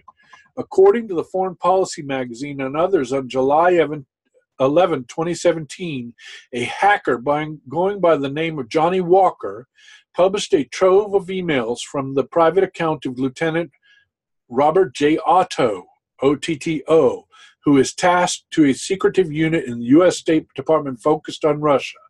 Newsweek magazine states that Otto is the nation's foremost intelligence guy concerning Russia. The emails have not been authenticated. However, they contain an email purported to be on the day of the Trump Tower meeting between Otto and Kyle Parker of the House Committee on Foreign Affairs, featuring a picture of Russian attorney Natalia Veselinskaya's house in Russia. Parker credits himself as the actual author of the Magnitsky Act, sanctions against Russia, and close friend of Bill Browder. Veselinskaya claims that her children have been threatened as a result of her participation in a legal case questioning the bona fides of Bill Browder and the factual foundations of the Magnitsky Act. The picture of her house in this context suggests another level of intense surveillance directed at Trump Tower on the day of the meeting, and the possibility that the threats to her family were actually governing Veselinskaya's behavior. Okay, the setup. On June 3rd, Trump Jr. was emailed by publicist Ron Goldstone, a British national who operates out of the U.S., whose first career was a British tabloid journalist. Goldstone's Facebook account appears to indicate that he is presently on a break from his businesses and on a world tour of gay bathhouses in which the proudly obese Goldstone takes pictures of himself wearing various strange hats and shirts in the company of young men. Who is financing this tour, apparently outside the reach of grand jury subpoenas. Goldstone has also been photographed with Kathy Griffin, who famously posted a picture of herself with President Trump's severed head. Goldstone emailed Donald Trump Jr. that Aras Agalarov wanted Goldstone to set up a meeting with Trump Jr. in which sensitive Russian government files about Hillary Clinton dealings with Russia would be provided to Trump campaign as a gesture of official Russian government support of the campaign. Trump Jr. agreed to the meeting. Goldstone is the publicist for Amin Agalarov, an Azerbaijani pop star. Aras Agalarov, his son Amin, partnered with Trump for 2013 Miss Universe pageant in Moscow.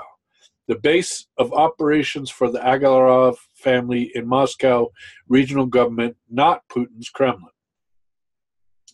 The actual 20-minute meeting involved Russian attorney Natalia Veselinskaya, who did most of the speaking by all accounts, Rinat Akhmetshin, a well-known Washington, D.C. based lobbyist and American citizen, Ike Kavaladze, a U.S. citizen and vice president of the one Agalarov companies, Ron Goldstone, and the translator for Natalia Veselinskaya, and Anatoly Samokornov.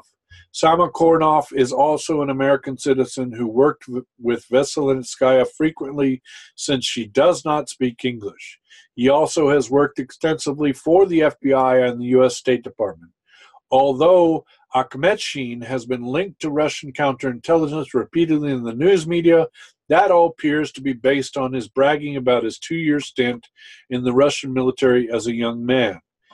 The topic addressed by Veselinskaya was the Magnitsky Act, sanctions against Russia, which resulted from a campaign conducted by violently anti-Putin British operative William Browder, allied with Senator John McCain and the D.C. public relations firm Ashcroft and Glover.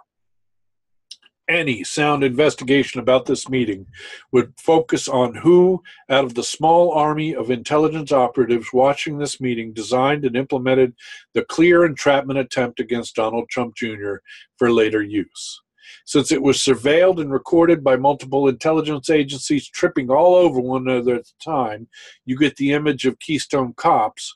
Why was it only surfaced as the smoking gun recently? Natalia Veselinskaya had been paroled into the United States to serve as Russian lawyer in a legal case in Southern District of New York based solely on the money laundering allegations made by Bill Browder against his Russian clients. At the time of the Trump Tower meeting, however, Veselinskaya was traveling on a business visa issued by the U.S. Department of State after having been previously denied such a visa, and after efforts by the U.S. attorneys for the Southern District of New York to prevent any free travel by her in the U.S. at all. Immigration attorneys I have spoken to describe this situation as extremely strange. 4.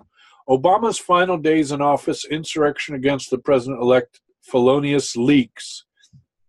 In an apparent effort to influence the Electoral College vote following the election, the Obama administration leaked a preliminary intelligence community assessment that the Russians had hacked the Democrats' computers and otherwise intervened to swing the election to Donald Trump, according to the New York Times of March 1st, 2017. Obama and his national security colleagues additionally spent the months after the election and prior to Trump's inauguration, dropping a trail of leads and official documents and leaking information in the effort to delegitimize Trump and to continue their policies against Russia and China. Certainly, there is a document trail on the process which appears to be defined to a period of the little over 2 months. Evelyn Farkas, formerly of Defense Department's Russia, Ukraine, Eurasia Desk, and the Atlantic Council, virtually admitted to MSNBC in March that she has participated in this process. This is where the illegal unmasking of the names in FISA and Executive Order 12333 surveillance occurred. When these crimes were committed, Samantha Power of the UN ambassador was purportedly involved in 260 unmasking requests bearing little relationship to her function. Other targets of the House Intelligence Committee concerning illegal unmasking and leaks include Susan Rice, John Brennan, and Ben Rhodes. On December 15, 2016, DNI James Clapper signed new procedures allowing the NSA to distribute raw intercept data through the entire intelligence community. These procedures became official on January 3, 2017, when Attorney General Loretta Lynch signed off on them. At issue is modification of secret procedures under Executive Order 12333, deemed by Edward Snowden and others as the most significant authority for our present completely unconstitutional surveillance state. Previously, the NSA was required to filter and redact information regarding U.S. citizens monitored in the foreign counterintelligence activities. DNI Clapper had also implemented a cloud intelligence data platform accessible by all intelligence agencies and obliterating many paper and digital access trails and safeguards. Were these new procedures implemented in any way based on the desire to facilitate leaks and obscure their original and future investigators? 5. The January blackmail extortion attempt.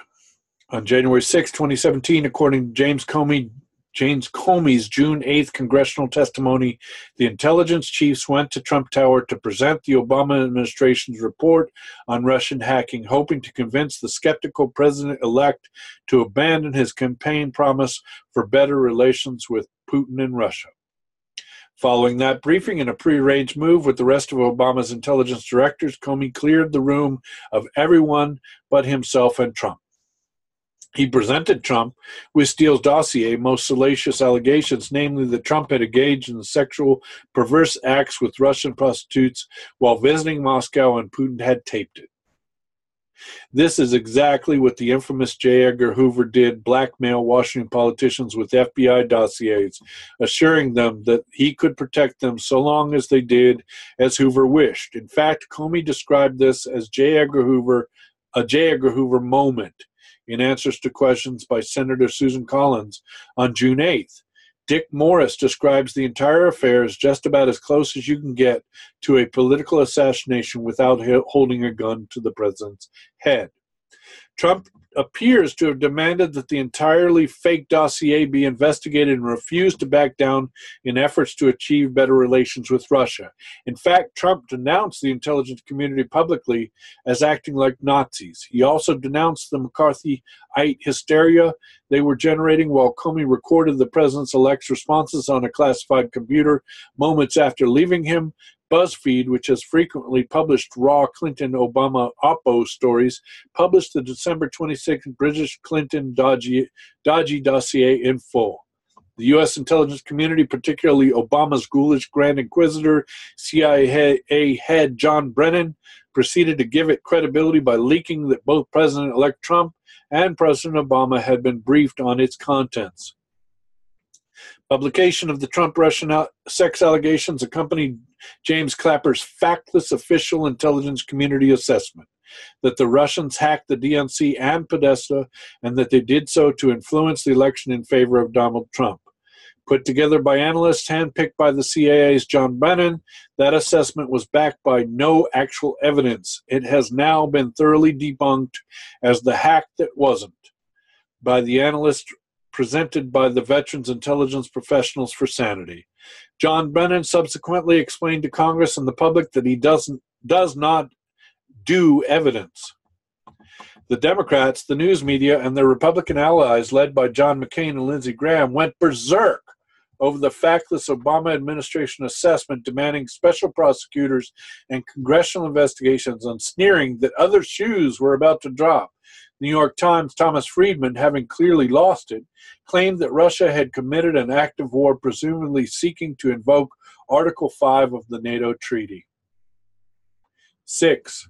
The president calls out Comey, Brennan et al. For wiretapping him. They lie about it to Congress. On March 4, 2017, after General Flynn was fired, and after a deluge of leaks of classified surveillance of members of Trump's transition and national defense teams, President Trump interrupted the entire fake media narrative by tweeting what has become obvious that Obama had wiretapped in Trump Tower prior to the election, and that was happening to him, reeked of McCarthyism. The media, which had been publishing allegations about FISA warrants and intercepts of Trump or his association for months, erupted in what has to be one of the most shameless demonstrations of the big lie ever known. They declared that Trump was offering wild claims with no evidence, essentially circling back on their own reporting and labeling it fake news. Now it has been revealed that FISA warrants existed on Paul Manafort from 2014 through some period in 2016 and from some period in 2016 through this year, conveniently omitting the period when he was Trump's campaign manager. Manafort lives in Trump Tower and was originally investigated under the Foreign Agents Registration Act for his Ukraine activities. It is fairly obvious that the June 16th meeting at Trump Tower was the subject of massive surveillance. It is also abundantly clear from the leaks which occurred concerning contacts with the Russians by Trump campaign officials and supporters that Trump Tower offices of his transition were subject to mass surveillance, and either as the result of an extant FISA warrants or under EO 12333. James Comey and James Clapper were both asked directly in their appearances before congressional committees whether there was any evidence at all to substantiate the president's wiretapping complaints. Both of them gave emphatic answers that there was not, and went out of their respective paths to paint the president as a paranoid wacko. So now, Robert Mueller is investigating the President of the United States for obstruction of justice because he fired an FBI director who lied to Congress. Really?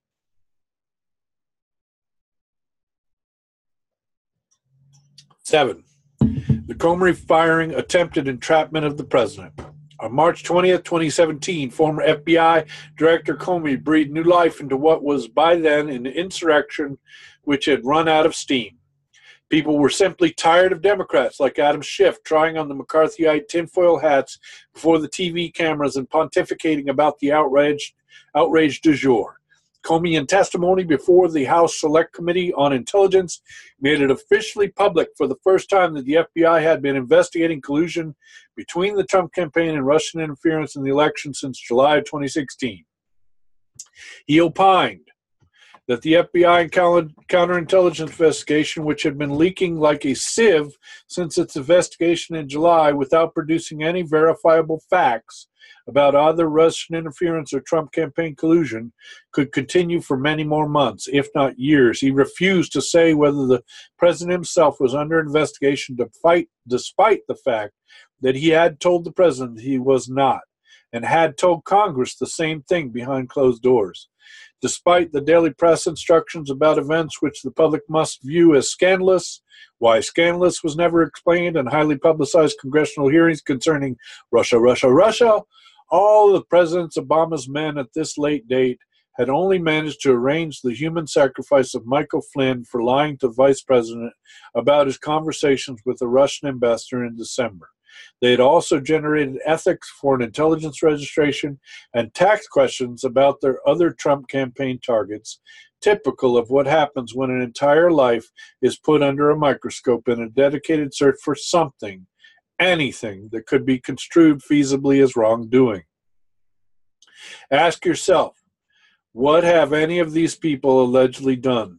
Spoken with the Russians, talked about lifting sanctions imposed because Putin reacted to a coup Obama ran against the duly elected government of Ukraine, lobbied on behalf of foreign governments? Really? The actual testimony of Obama's intelligence officials before congressional committees, shorn of the media hype surrounding it, was that there was absolutely no evidence of any Trump campaign collusion with alleged Russian efforts to interfere in the U.S. elections. In fact, on March 15, 2017, Comey himself had told Senators Chuck Grassley and Dianne Feinstein behind closed doors that the president was not a target of his investigations, despite planted press stories to the contrary. Comey had otherwise continually stonewalled Grassley concerning the senator's persistent questions about the FBI's relationship to the British operative Christopher Steele. While unable to produce any saleable legal goods, the illicit investigation had significantly bogged down the president's political agenda while fostering an increasingly toxic and divisive national political environment. The strategy of official Washington, the Republicans who opposed the president's election, the Obama-Clinton Democratic establishment, and the intelligence agencies operating on behalf of British strategic policies and axioms is clear. Use complicit Republicans to trap the president in failed obnoxious policies such as the health care bill, hope that the president's silent majority remains exactly that, silent, hope that some of the smelly stuff that they are throwing up against the wall actually sticks, distract the president, and prevent him from working with Russia and China to develop world-end wars and implement the massive infrastructure and space exploration projects which will actually save our economy. On May 3rd, 2017, Comey followed his March drama queen performance before the House with even more theatrical speechifying before the Senate Judiciary Committee. He bloviated that despite the fact that his unprecedented disclosures and handling of the Clinton email investigation may have impacted the election, it made him nauseous. He, Mr. Eagle Scout and true crime detective rolled into one, would do the same thing all over again. He exaggerated the significance of Anthony Weiner computer discovery by stating that it contained thousands of new Clinton emails not previously produced, some of which were classified, a statement that FBI had to subsequently correct. As Assistant Attorney General Rod Rosenstein rightly argued, Comey violated numerous Justice Department regulations and ethical norms in his outrageous actions in the Clinton email investigation. It is the Attorney General's job to prosecute cases, to open and close them, not of the FBI. At the same Senate Judiciary hearing, Comey refused to state publicly that President Trump was not under investigation, despite repeatedly assuring the president of the fact privately. He knew this allowed the media and Democratic Party color revolution to continue. He refused to confirm that there was any investigation into the torrent of illegal classified leaks at the center of the media campaign. On May 9th, President Trump fired Comey, setting the stage for Robert Mueller's appointment as special prosecutor. At the center of Mueller's inquiry will be a conspiracy to obstruct justice charge against the president for firing James Comey, along with any so-called process crimes he can find during his investigation. Registration offenses under the Foreign Agents Registration Act, tax offenses, false statements to the FBI, agents of Congress. As he builds his case, Mueller will follow his standard playbook, putting unrelenting psychological pressure on those Trump loyalists he can implicate in the process, into these process crimes. He will continue to target and investigate the president's family for similar offenses. In order to destabilize the president himself, he will continue the relentless demonization of the president in order to ensure that neutral officials in Washington who witness key events will testify not according to the truth, but according to what they see as future career prospects. Following his firing, Comey and friends leaked to the press notes which he had allegedly taken following most of his encounters with the president. With each encounter, Comey leaked account says he returned to discuss what was said and its implications with a close circle of FBI comrades. He prepared for each encounter with the president based on murder boards conducted by FBI colleagues. In the course of their meetings, Comey says the president asked for his loyalty, which Comey portrayed like the request of some mafia don in a bad Hollywood movie. If it happened, such a request in the context of what appeared to be an open insurrection against the president by the intelligence community is hardly surprising. The president denies that it happened. On the day after the president fired Flynn, according to Comey, the president cleared the room and went one-on-one with him, expressing the hope that Comey could let the matter of Flynn go. Comey whines that he took the president's hope as an order, giving rise to concerns about possible obstruction of justice. This line of reasoning was thoroughly eviscerated by Senator James Risch in the Senate Judiciary Committee's hearing on June 8, 2017. Senator Risch forced Comey to admit that Trump never ordered him to let Flynn matter go, but only expressed a hope that he would do so, and no prosecution that Comey knew of ever went forward based on somebody expressing hope for something. While the president denies he ever asked Comey to let Flynn matter go, Harvard Law professor emeritus and famed trial lawyer Alan Dershowitz writes that the president would be fully within his legal and constitutional prerogatives to order Comey to go back off Flynn. He could have simply told Comey, "I am going to pardon Flynn." So it is clear by James Comey's own account that he is trying to set the president up to entrap him, an escapade which crudely interrupted when the president fired him. Again, confirming this, Comey told Senator Susan Collins in his testimony that the reason why he did not stop the president from improper interactions, if he thought that they were such, the reason he concealed the alleged improper and possible illegal conduct from his superiors at the Justice Department, and the reason he did not resign was because his encounters with the president were of investigative interest to the FBI. Otherwise, Comey's leaks reveal a man so leery of even shaking the president's hand or being photographed by doing it that once in January he tried to hide himself in the White House drapes in the hopes that Trump would not see him. The problem for Robert Mueller's obstruction case, among others, is that both Comey and his assistant, Andrew McCabe, have previously testified under oath to Congress that there was no pressure to end the FBI's investigation from anyone in the Trump administration. And Comey confirmed in his testimony that prior to his firing, Trump was not under investigation for collusion with Russia, obstruction, nor any other offense. Further, Comey has proved that he is willing to violate professional norms and Justice Department regulations, if not laws, by leaking government documents. The question is, what else was leaked by Comey and his FBI circle? Finally, we now know that Comey lied to or misled Congress about wiretaps on Trump Tower. The Manafort FISA warrants prove that case.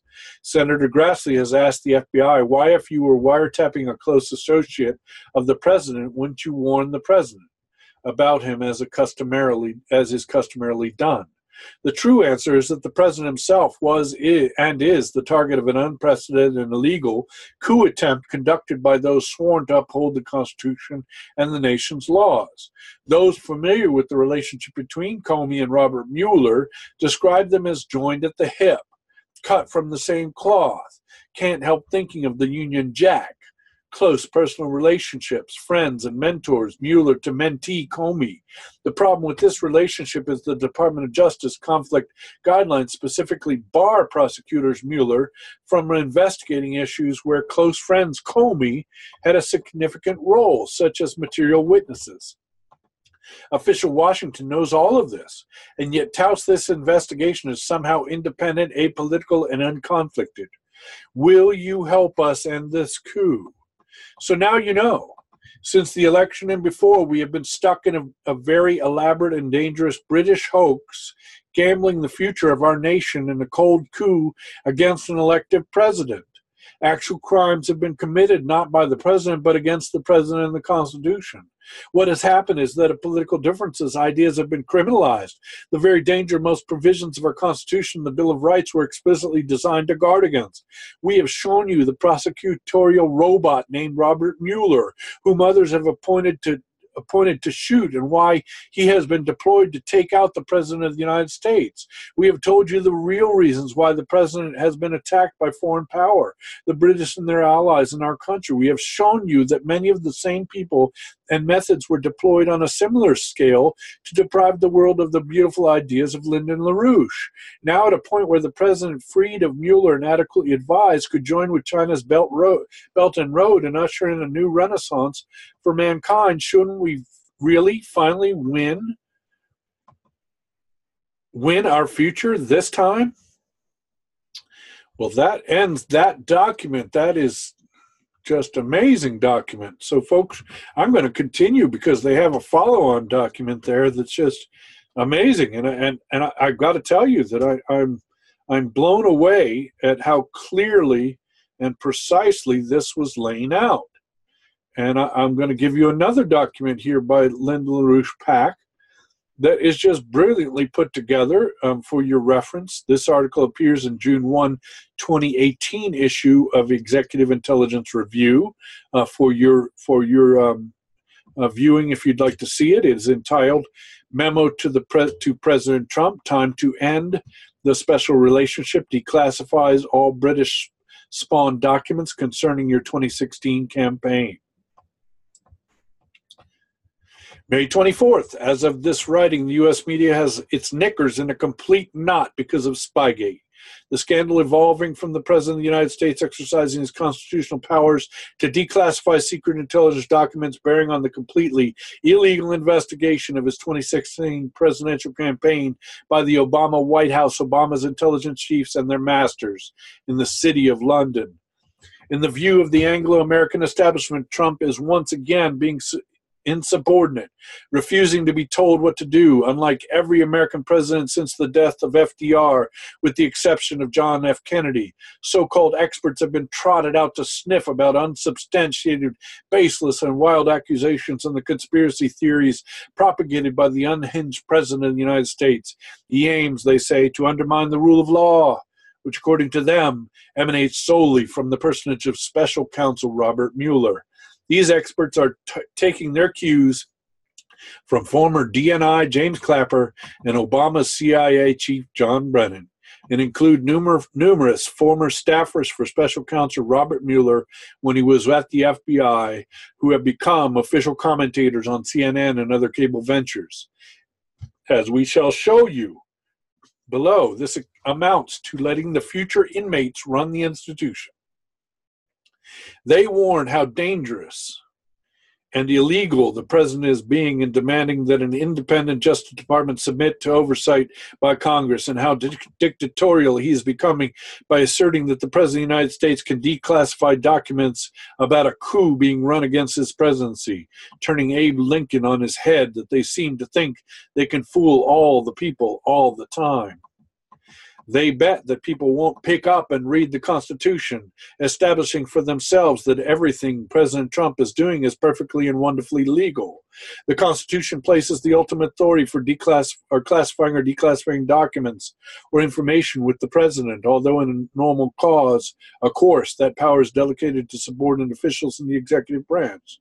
The Constitution holds that Congress policies the executive branch agencies such as Justice Department, the CIA, and FBI. These agencies are not independent plenary powers, free to operate however they please. In fact, the Constitution says that Donald Trump is the boss of the DOJ and the intelligence community, no matter how much these agencies may rail against the Founding Fathers for establishing that fact. So, the louder these so-called experts scream, the more you know you are on to something singularly important and devastating to those responsible for the current ruin of this United States. That something is the fact that Trump is right, and if justice prevails, most of Robert Torquemada Mueller's case is going up in smoke, and many of his favored witnesses will be doing time in jail. A British operation from the beginning. We have learned in the past week that the Obama administration and the British planted a longtime CIA MI6 asset, Stephen Halper, to run operations against the Trump presidential campaign. As a matter of convenience, it has been claimed that Halper was an FBI informant since MI6 and CIA can't legally spy on Americans, but his pedigree is solidly MI6 and CIA, as we will see. Revelations to date point to Halper's role in creating a trail to fake evidence linking the Trump campaign to Russia in the hopes of derailing Trump's presidential campaign amidst fake charges amounting to treason. The same planted and fake evidence has been picked up and used in Robert Mueller's inquisition against the Trump presidency. It remains an open question to this writer whether Halper is the Trump campaign informant the FBI told British agent Christopher Steele about in the course of FBI's illicit relationship with Steele, or even the sole informant. Christopher Steele, of course, is the author of the dirty MI6 dossier, claiming that Trump was a Manchurian candidate personally compromised by Vladimir Putin. The British-originated Steele dossier has been a staple for the media, and until recently the backbone of the entire Russiagate hoax. Steele's dossier was supposedly the solid investigative backbone used by the Senate Intelligence Committee and the Russiagate ravings, and by the FBI and Justice Department in applying for FISA warrants and taking other unprecedented steps against an American presidential campaign. Over the past year, however, through dogged investigation of the few brave men in the U.S. House and Senate, Steele's ravings have been exposed as a classic cash for trash dirty trick paid for by Hillary Clinton but legitimized and spun to the media by the Obama White House, FBI, DOJ, State Department, CIA, and DNI. A huge public relations effort involving multiple magazine puff pieces on the British agent, and the whole books about his courage and rectitude did not succeed in vanquishing the fundamental truth exposed by the House Intelligence and Senate Judiciary Committees about Christopher Steele. In the hasty course of doing damage control concerning Steele, a transcript of the testimony of Glenn Simpson before the Senate Judiciary Committee was released unilaterally by Senator Dianne Feinstein. In that testimony, Simpson said that the FBI had told Christopher Steele that it had an informant within the Trump campaign. Needless to say, the president and his congressional allies were interested in this unprecedented infiltration, and Stephen Halper had been outed by the New York Times and Washington Post as the informant Steele learned about. President Trump has displayed extraordinary courage in facing down a hostile intelligence community and its national media assets, which control, for all practical purposes, the majority of U.S. Congress. Spygate and the recent feistiness in the president and his legal team mean this fight could be a major turning point for the better in U.S. history, provided the president has a popular support and aims at the most vulnerable flank of the operations against him, the illegal British intervention in the U.S. election, in which Stephen Halper, and his close friend Sir Richard Dearlove were extremely significant players. The dirty Christopher Steele dossier, the operations and strained Maltese Professor Joseph Mifsud and Halper's interactions with Trump campaign volunteers Carter Page and George Papadopoulos all emanate from Sir Richard Dearlove's British Circle. They preceded by months the official opening of the FBI's expertise counterintelligence investigation and provide the facts evidentiary pretext to justify that investigation. The British actors who continue to play the central role in the coup against Donald Trump hope that all the endless and tantalizing details being dumped about the coup, Michael Cohen, porn stars, Stormy Daniels, and whatever other barnyard remnants the residence is able to throw at the American people will combine with the anti-Russian blind spot of the U.S. congressional investigators to bury the truth, the actual story, here. The actual story, which we explore below, is that the British and their friends in the Obama administration ran an information warfare operation against the American presidential campaign of Donald Trump because they knew that Donald Trump could win the election against Hillary Clinton, an uninspiring robot candidate who had completely lost touch with any Americans not associated with the bi-coastal elites. They violated numerous U.S. laws in the process. As Lyndon LaRouche had repeatedly insisted, this was an international operation, not some confined to the United States. The British establishment, in shock over the popular revolt represented in the Brexit vote, finding similar dissent throughout their European colonies, being outflanked by Putin in Syria and Ukraine, viewing China's Belt and Road Initiative as a deadly strategic threat, and sitting on the top of a hopeless speculative financial powder keg, faced the danger if Clinton lost, of losing the United States as their designated gendarme for the world. They panicked. As MI6's Christopher Steele confessed to former DOJ Associate Deputy Attorney General Bruce Orr, he and his friends across the pond were desperate to stop Trump's election. They launched a furious operation to destroy Donald Trump because of Trump's determination to seek a new collaborative relationship with Putin and Russia. And because of Trump's pledge to end the U.S. role as world policeman, they found willing collaborators in Obama and Clinton partisans manning the Department of Justice and Obama's intelligence agencies, and then their long-standing assets in the United States, according to George Neumeyer's explosive report in the American Spectator of May 22nd. John Brennan said his extraordinary and completely illegal convening of an interagency task force at CIA headquarters to attack the Trump campaign in the early spring of 2016 was the result of Trump putting the special relationship with the British at risk. After assuming the presidency, Trump refused to back down on this quest for better relations with Russia, despite everything they had thrown at him. In addition, he formed a personal relationship with China's Xi Jinping. As a result, perfidious Albion has doubled down on its machinations. It has acted to continue the coup while engaging in provocations and false flag operations against Russia, such as Skripal poisoning hoax and the bogus claim that Assad used chemical weapons against Syrian citizens. They seek to corner Trump into obedience to cause his impeachment, or both. The president seems to have focused his initial attention on getting certain documents of the FBI and Department of Justice declassified. He shouldn't expect to find the story about this British operation in the files of the DOJ or FBI, however. They just got the manufactured end products. Whole chunks of information about this operation exist only in the files recorded interactions of the Obama White House, Obama's CIA, DNI, Treasury Department, and State Department, as well as of the British Old Boys Spy Network and private spy companies affiliated with Sir Richard Dearlove and the official British spy agencies MI6 and GCHQ. Hackloit! I interjected that. Senator Rand Paul has taken the right approach by forcing this issue from the new head of CIA, Gina Haspel.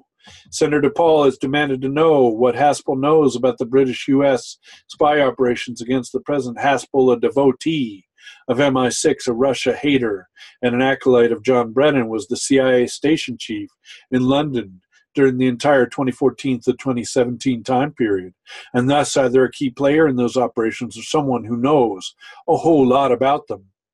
Kimberly Strassel at the Wall Street Journal has repeatedly called for the president to use his power to declassify the documents which the Justice Department and the intelligence agencies are yelping about and withholding. Strassel is absolutely correct, but the declassification process has to be much larger. In our view, the relevant documents in U.S. agencies to be targeted for declassification include the following. Number one, all documents referencing the allegations fed by the British NATO allies Ukraine or Estonia to U.S. agencies concerning the Trump campaign's alleged connection to Russia, beginning no later than 2015 or not earlier. Number two, all documents referencing the claim that Trump was a Manchurian candidate, a Putin puppet, as circulated through the Clinton campaign, the news media, and Obama White House, State Department, CIA, and FBI. Number three, all documents concerning the summer 2016 face-to-face meeting between John Brennan and GCHQ Director Robert Hannigan.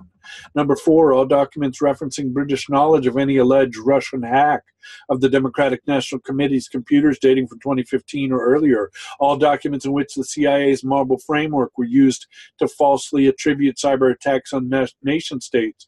All documents pertaining to WikiLeaks acquisition to the DNC and Podesta emails, and all documents pertaining to former NSA Technical Director Bill Binney's meeting with Mike Pompeo concerning the alleged DNC Podesta hacks. Number five, all documents concerning surveillance and counterintelligence tools deployed against the Trump campaign and transition as the result of Executive Order 12333 or other classified techniques. And six, all documents concerning entrapment and infiltration exercises conducted against the campaign, including specifically all State Department and intelligence agency documents concerning the June 2016 Trump Tower meeting with Russian lawyer Natalia Veselnitskaya.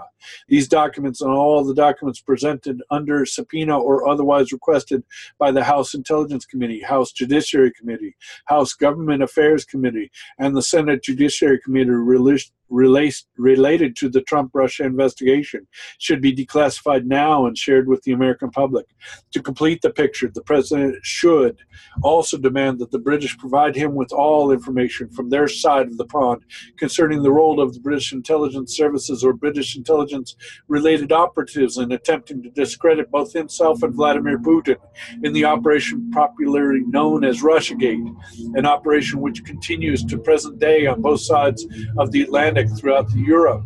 While the president's allies in Congress have proved to be terrific and courageous investigators, they are blinded by years of British brainwashing and partisan legends about Putin and Russia. They are attempting to sell the fake story that Russians manipulated the elections, but did so only benefit to Hillary Clinton and sow divisiveness in an already deeply polarized and divided American public.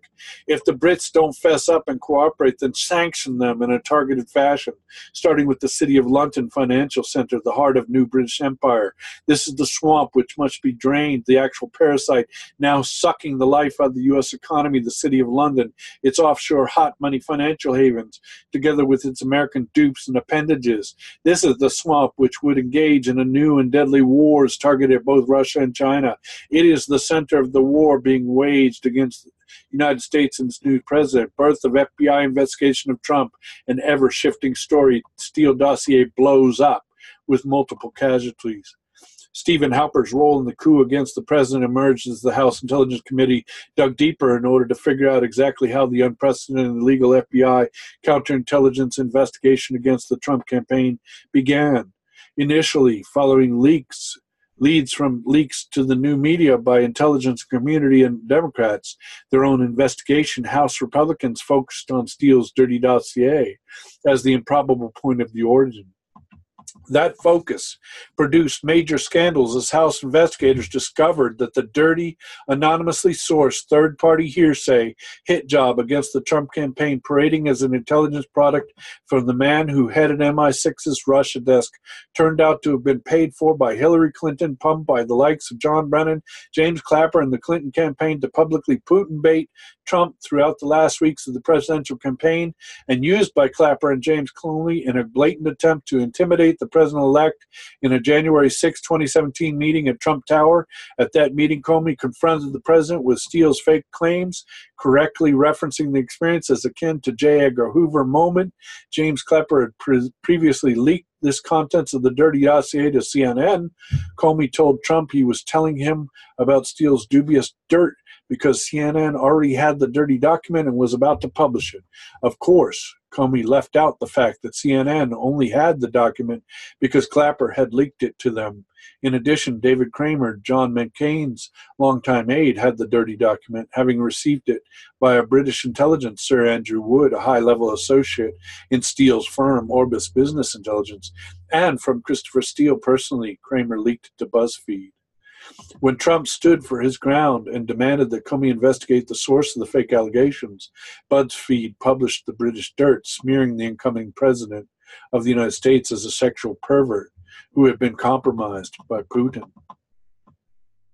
After almost 2 years of FBI investigation, Steele's main claims either could not be verified or stood refuted.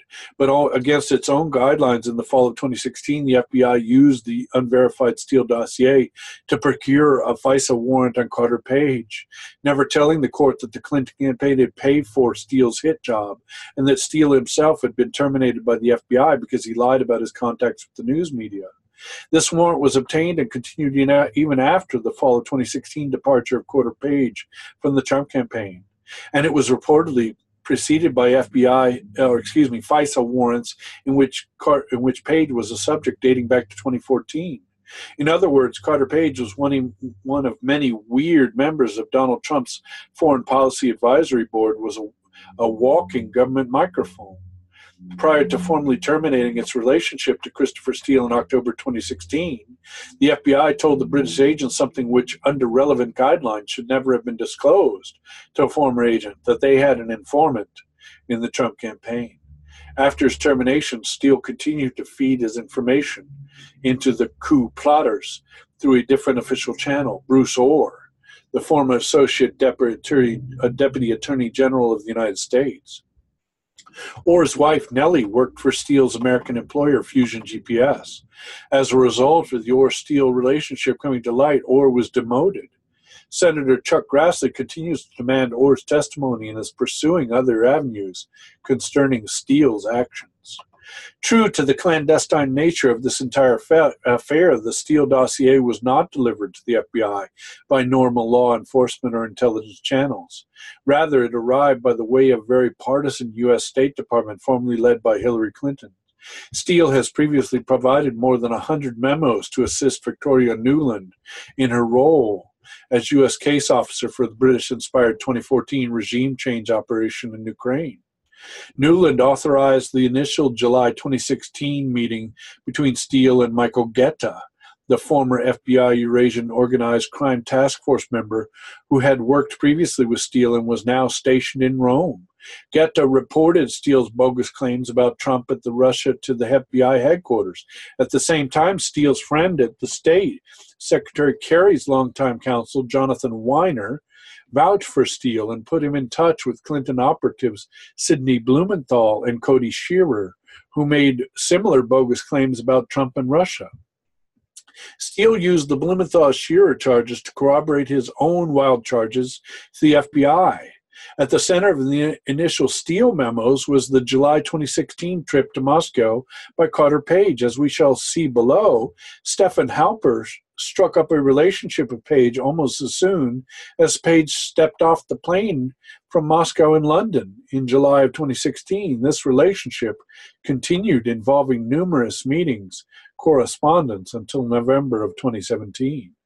Based on the exposures by the House Intelligence Committee and the Steele's referral for criminal prosecution by Senators Chuck Grassley and Lindsey Graham, the Steele dossier has become a political hot potato in the ongoing narrative promulgated by the Coup Meisters. Their current diktat is that it was to be referenced only as part of a larger mosaic, which can somehow, when taken all together, legitimize the unprecedented FBI investigation of the Republican presidential nominee. In the meantime, Tom Steyer of other Democratic Party Silicon Valley billionaires have provided over $50 million to Fusion GPS and Steele's British company in an all-out effort led by Senator Dianne Feinstein, former staffer Daniel Jones, to somehow resuscitate the Steele dossier's bogus and discredited claim. Narrative number 2, Papadopoulos did it. With Steele's British tale embroiled in scandal, the new official narrative had been ginned up and provided to Congress and the news media. This narrative says that George Papadopoulos, drunken claims to be the Australian High Commissioner in London, Alexander Downer, at a high-class London bar, provoked the FBI's investigation of Trump. It presents Papadopoulos' interaction with Australian Downer, the Steele dossier, and now the spy helper's interactions with Papadopoulos and Carter Page, and the alleged Russian hack of the DNC as if they were all separate events rather than just aspects of the same large British operation to fabricate a pretext for the FBI to investigate Trump. According to this narrative, the drunken Papadopoulos stalked and quoted by Downer mouthed off to the Australian diplomat on May 2016 that he knew that the Russians had thousands of Hillary Clinton emails. Downer reported this to the Australian government, which then reported to the FBI after June 15, 2016 attribution of the DNC hack to the Russians by CrowdStrike in the July publication of the DNC emails by WikiLeaks. CrowdStrike was paid for its attribution services by the same Democratic Party law firm which was paying Christopher Steele. This new narrative, however, has multiple problems. In addition to the fact that it is incredible on its face, the bigger problem is that when it is followed through, it exposes the months of CIA and MI6 illicit activities preceding the official opening of the formal FBI counterintelligence investigation in the July of 2016. We now know, as the result of recent declassification of FBI's memo originating the investigation, that Papadopoulos, Carter Page, Michael Flynn, and Paul Manafort were the immediate targets of the FBI Trump counterintelligence probe, codenamed Crossfire Hurricane, and formally opened in July 2016. Not to make too much of it, but the FBI didn't even use an American name to disguise this British-originated operation and the manufactured evidence which accompanied it into FBI files, instead adopting a line from the Rolling Stones' Jumpin' Jack Flash as the investigation's moniker. It is claimed that Papadopoulos learned about Russian possession of Clinton emails about 6 weeks after 28-year-old in Ingenue inserted himself into the clumsily and hastily formed Trump Foreign Policy Advisory Team in early March 2016. He learned this from a mysterious Maltese professor, Joseph Mifsud, who, according to Robert Mueller, had to be a Russian intelligence agent targeting Papadopoulos. Throughout March and April of 2016, Mifsud courted Papadopoulos, giving him a job, introducing him to someone he falsely claims was Putin's niece, introducing young Georges Papadopoulos to Ivan Timofeyev of the Russian International Affairs Council, and claiming to George in a meeting on April 26 that he has just met with high-level Russian government officials in Moscow who had dirt on Clinton in the form of thousands of her emails. Papadopoulos eagerly passed this information on to the Trump campaign officials in the form of written emails and public Facebook chats, while constantly seeking to set up meetings with the high-level Russian agents he believed could broker. His offers were refused, but a huge document cache was fabricated, providing the pretext for further investigation. As we will further detail below, it now appears that Mifsud was also a British intelligence operative. On July 7, 2016, Carter Page traveled to Moscow to give a speech at the New Economic School. He flew to London immediately after, where he met Stefan Halper at a Cambridge University event about 2016 U.S. elections, and continued to communicate with Halper through September 2017.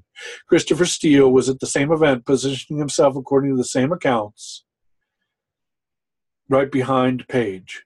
Page's July Moscow trip forms a major part of Christopher Steele's first memos concerning Russian contacts with Trump campaign. Steele claimed absurdly that Carter Page had been offered a major share in the Russian state oil company Gazprom if he could broker the ending of the Magnitsky Act sanctions in Russia. In between the courtship of Papadopoulos and the Page meeting, another set-up and meeting to feed the growing FBI fake file occurred at Trump Tower in New York City on June 16, 2016. It was detailed below. A British publicist, Rob Goldstone, wrote to Donald Trump Jr. to set up a meeting with Russian lawyer who would deliver dirt on Hillary Clinton straight from the Crown Prosecutor of Russia. Although nothing like that actually occurred at the meeting, the fake evidence trail had been created for future prosecutive purposes. This meeting was exploited by another high-level British intelligence agent, Bill Browder, who formally complained to the Justice Department that participants in the meeting had violated the Foreign Agents Registration Act. 11 days after Trump Tower meeting, Christopher Steele wrote his first memo, noting that the Russians and the Trump campaign were in contact, developing dirt about Hillary Clinton in a well-designed collusion operation. In September of 2016, Stefan Halper, out of the blue, offered $3,000 to George Papadopoulos to write a paper about oil fields in the Mediterranean. Papadopoulos went to London, met Halper, and was aggressively queried by him about his knowledge of Russian hacks of the emails, circling back on the fake facts presented by the Maltese professor. Papadopoulos allegedly said he didn't know what Halper was talking about, much to Halper's chagrin. According to some accounts, Halper also used a sexy assistant to try to enmesh Boy George further into his sway. He met with Papadopoulos on multiple occasions following this introduction. At the same time, Halper met with Sam Clovis, who chaired the Trump Foreign Intelligence Advisory Board and sought a formal position in the Trump campaign. As revealed in the media to date, Stefan Halper, while still operating through Carter Page and Papadopoulos on behalf of the FBI and the CIA and MI6 against the Trump campaign and the incoming administration, sought an ambassadorship in the Trump administration, reportedly in an Asian country. He used Peter Navarro, Trump's anti-China trade assistant, as his emissary. The inconvenient facts of the matter. The claim that FBI initiated an unprecedented investigation of Republican presidential nominee based on a drunken and very ambiguous conversation with George Papadopoulos about Hillary Clinton's emails is ridiculous. It is backpedaling, revisionist history, and never happened. Hillary Clinton erased 30,000 emails from her listed and unsecure basement server, and it was assumed by many that the Russians and potentially other hackers had them. They were eagerly sought by the Republicans in pursuit of their claim that Clinton engaged in illegal activities and compromised classified information through her use of her email private server. It was simply beyond a stretch to insinuate that Mifsud and Boy George were privy to British intelligence information allegedly passed the United States in 2015, that the Russians had hacked the DNC, or that the Russians would confess their dirty deed to the likes of Joseph Mifsud. Moreover, the Russian hack the DNC in 2016 handover of files to WikiLeaks never happened. On a simple level, the very clumsy official narrative instructs that the Russians were inside the DNC's computers as of 2015. The DNC was warned about it by the FBI, and yet nothing, absolutely nothing, was done about this. The tip that the Russians were inside the DNC computers, of course, came from the British William Binney, a former technical director of NSA, points out that the NSA monitors all internet activity through the world and would be able to document and demonstrate the alleged Russian hack and any internet transmission of DNC files to WikiLeaks. If indeed either event ever happened, no such documents have been provided. Rather, the American public was told to rely on assessments from intelligence analysts handpicked by John Brennan for the assertion that Russians hacked the DNC and John Podesta and gave the product to WikiLeaks. When confronted about this evidence-free assessment, Brennan simply states that he does not do evidence. Binney and others have demonstrated that the DNC files, which ultimately ended up in WikiLeaks, derived from an internal leak, not a Russian hack, just as WikiLeaks has consistently inserted. And see the link. It is noteworthy that CIA's Marble framework allows the CIA to create false flag cyber attacks by leaving behind false signatures of behavior in order to attribute cyber attacks to other countries. The FBI never did any forensic analysis of the DNC's computers. Instead, they simply accepted the analysis of CrowdStrike's Alperovich, a Russian-born anti-Putin fanatic who, aside from being paid by the DNC, associated himself with the Atlantic Council Digital Research Lab. The lab itself is incorporated into NATO's Center for Strategic Communications, a British operation, which has been conducting cyber warfare against Russia and exposes about alleged Russian disinformation activity since 2014 coup in Ukraine. Andrew McCarthy, Kimberly Strassel, and Byron York have all noted that the final House Intelligence Report on Russian interference in the 2016 elections states that James Comey briefed the principals of the National Security Council on the page information in the late spring of 2016. The principals were the highest-ranking national security officials of the Obama administration. Apparently, according to the same report, shortly before the Obama White House principals meeting, James Comey, Andrew McCabe, Loretta Lynch all met. The subject was the same, Carter Page. The Democratic version of the House report states that the FBI interviewed Carter Page in March 2016. Page had previously collaborated with the FBI in 2013 in the prosecution of Russian operatives who alleged targeted Page for recruitment while referring him to constantly as an idiot. Most of U.S. media accounts of Page's activities, including those of presidential supporters, echo the alleged Russian sentiment. The friendliest account call him an eccentric and a knucklehead. From the moment he insinuated himself into Trump's foreign policy advisory team in March 2016, Page began a public speaking campaign strongly supporting Putin and Russia while denouncing the United States. Michael Flynn joined the Trump campaign as an advisor in February 2016. Paul Manafort joined the campaign to manage convention operations in March and was named campaign manager in May. Both were hated by the Obama White House and British.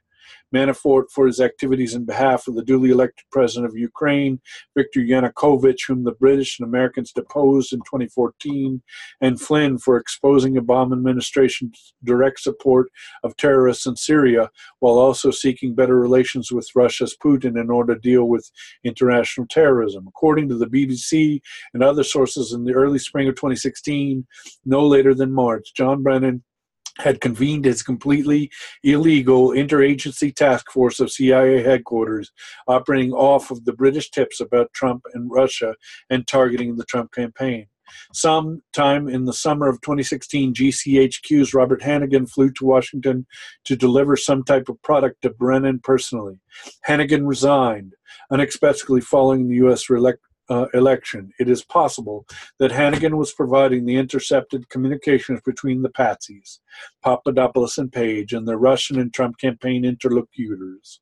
Most informed observers believe that Hannigan's resignation was a late British effort to dislocate the government itself from the election operations against Trump. For those who might not know it, it is completely illegal for the CIA to spy on American citizens, let alone an American presidential campaign, or to farm out that activity to foreign intelligence agencies.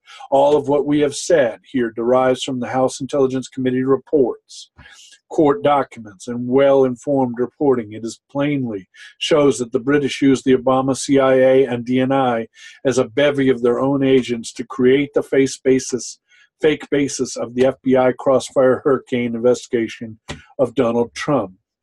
Michael Flynn and Paul Manafort, Page, and Papadopoulos were at least used as plants for fake and false allegations, if they were not themselves comprised as informants.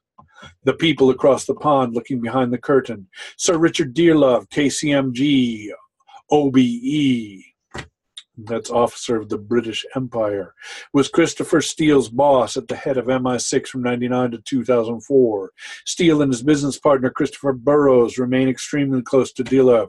Hackloyd, by their own accounts, Sir Richard mentored and shepherded their calculated information war operations against Trump campaign, a major force in the U.S.-British anti-Russian Henry Jackson Society and neoconservatives.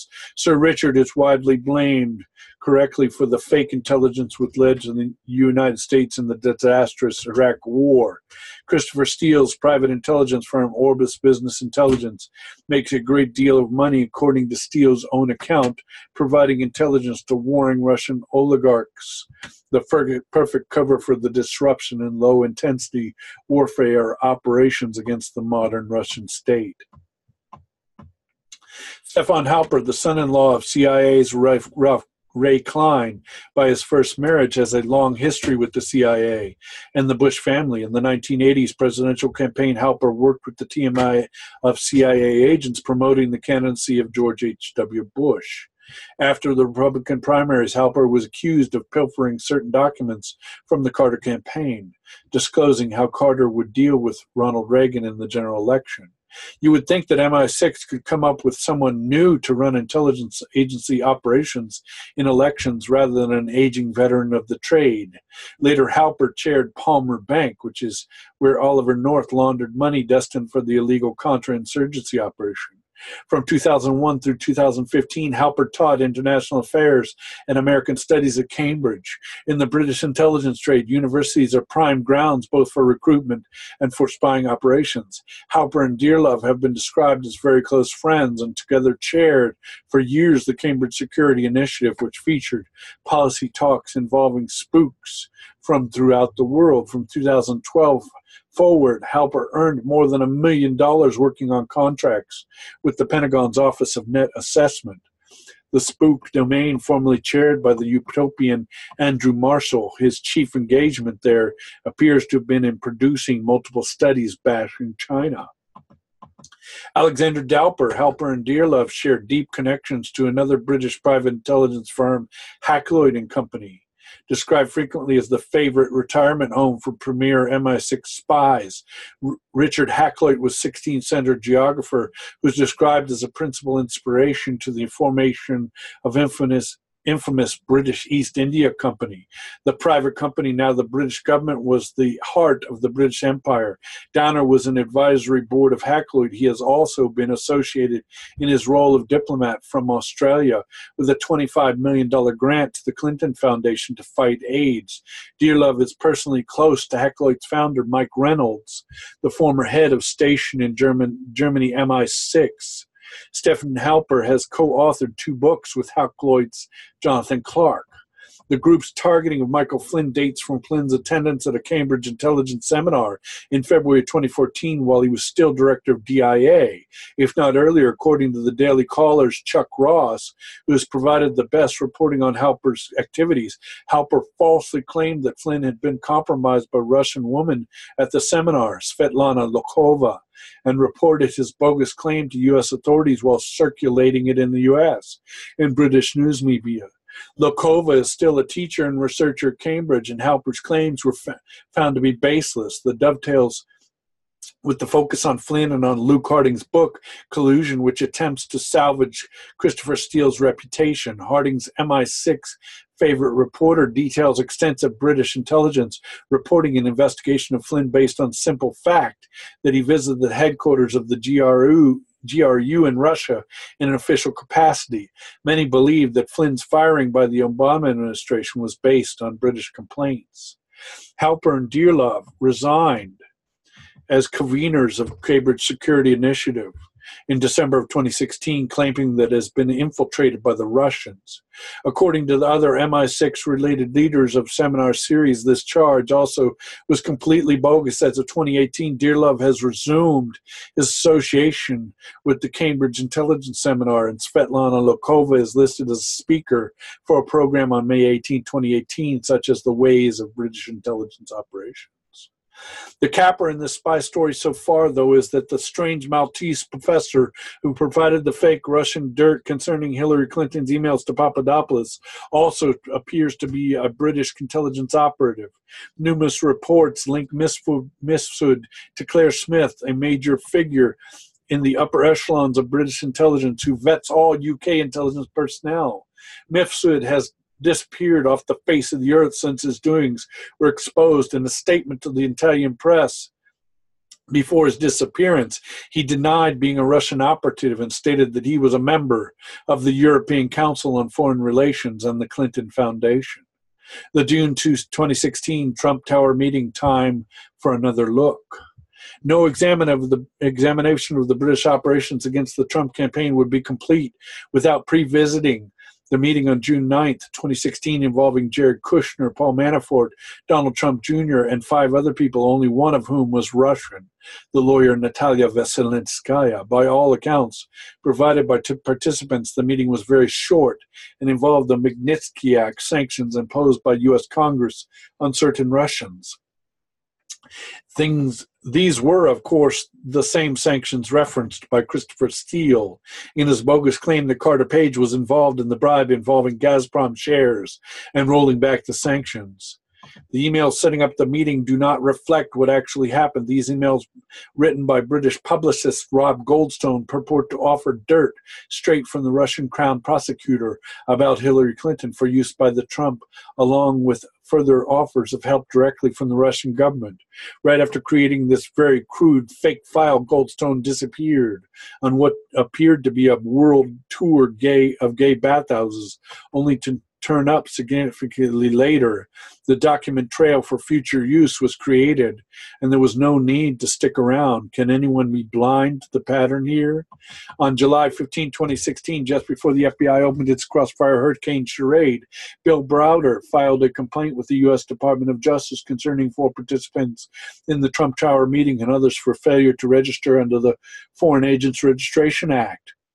Browder's complaint claimed that Veselinskaya continued a Trump Tower campaign or Trump Tower meeting, none of whom were Russians, were engaged in unregistered Russian lobbying activities, naming attempting to overturn the Magnitsky Act. Browder, the grandson of the former head of the Communist Party of the USA, renounced his American citizenship in 1989 to become a British subject and has since operated at the highest levels of British intelligence. His Magnitsky Act sanctions were the brainchild of Jonathan Weiner, previously referenced in this spy saga for his role in laundering the Christopher Steele dossier to the FBI. Browder, Weiner, and Steele have had a years-long close relationship, according to the statements made by Weiner. According to Foreign Policy magazine and others, in July 11, 2017, a hacker going by the name of Johnny Walker published a trove of emails for the private account of Lieutenant Robert J. Otto, who is tasked to a secretive unit in the U.S. State Department focused on Russia. Newsweek magazine states that Otto is the nation's foremost intelligence guy concerning Russia. The emails have not been authenticated. However, they include an email purported to have been written on the day of the Trump Tower meeting between Otto and Kyle Parker of the House Committee on Foreign Affairs, featuring a picture of Russia attorney Natalia Veselinskaya's house in Russia. Parker credits himself as an actual author of the Magnitsky Act sanctions against Russia and is a close friend of Bill Browder. Veselinskaya claims that her children have been threatened as a result of her participation in a legal case questioning the bona fides of Bill Browder and the factual foundation of the Magnitsky Act. The picture of her house in this context suggests another level of intense surveillance directed at the Trump Tower on the day of the meeting, and the possibility that threats to her family were actually governing Veselinskaya's behavior. Strangely, Veselinskaya was in the United States based on a State Department visa granted over strident U.S. State Department and Justice opposition. As we noted previously, Christopher Steele's first memo in this dirty dossier was written 11 days after the June 15, 2016 Trump Tower meeting, and alleged that the Russians were providing the Trump campaign with negative information about Clinton as part of a well-crafted collusion scheme. We are told that President Trump is target of a special counsel Mueller regarding his meeting because he provided false exculpatory information on counter-media accounts, which originally portrayed the Trump Tower meeting as a smoking gun in the Trump Tower, Trump-Russia collusion saga.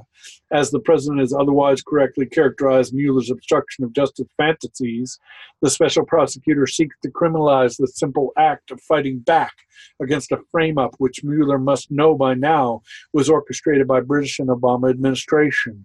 Based on his writer's experience with Mueller and the prosecution of Lyndon LaRouche, however, it is probable that our own Torquemada was in on the game from the day he was appointed. A personal postscript.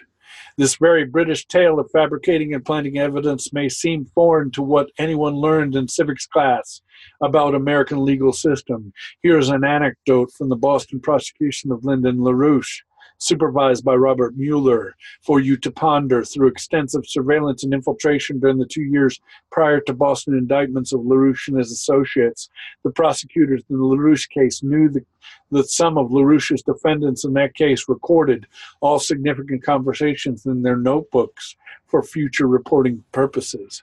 Mueller's lead investigator or prosecutor, John Markham, tasked as FBI informant Ryan Quaid Emerson to suggest that the defendants obstruct justice, and Emerson's remarks were duly recorded in the notebooks.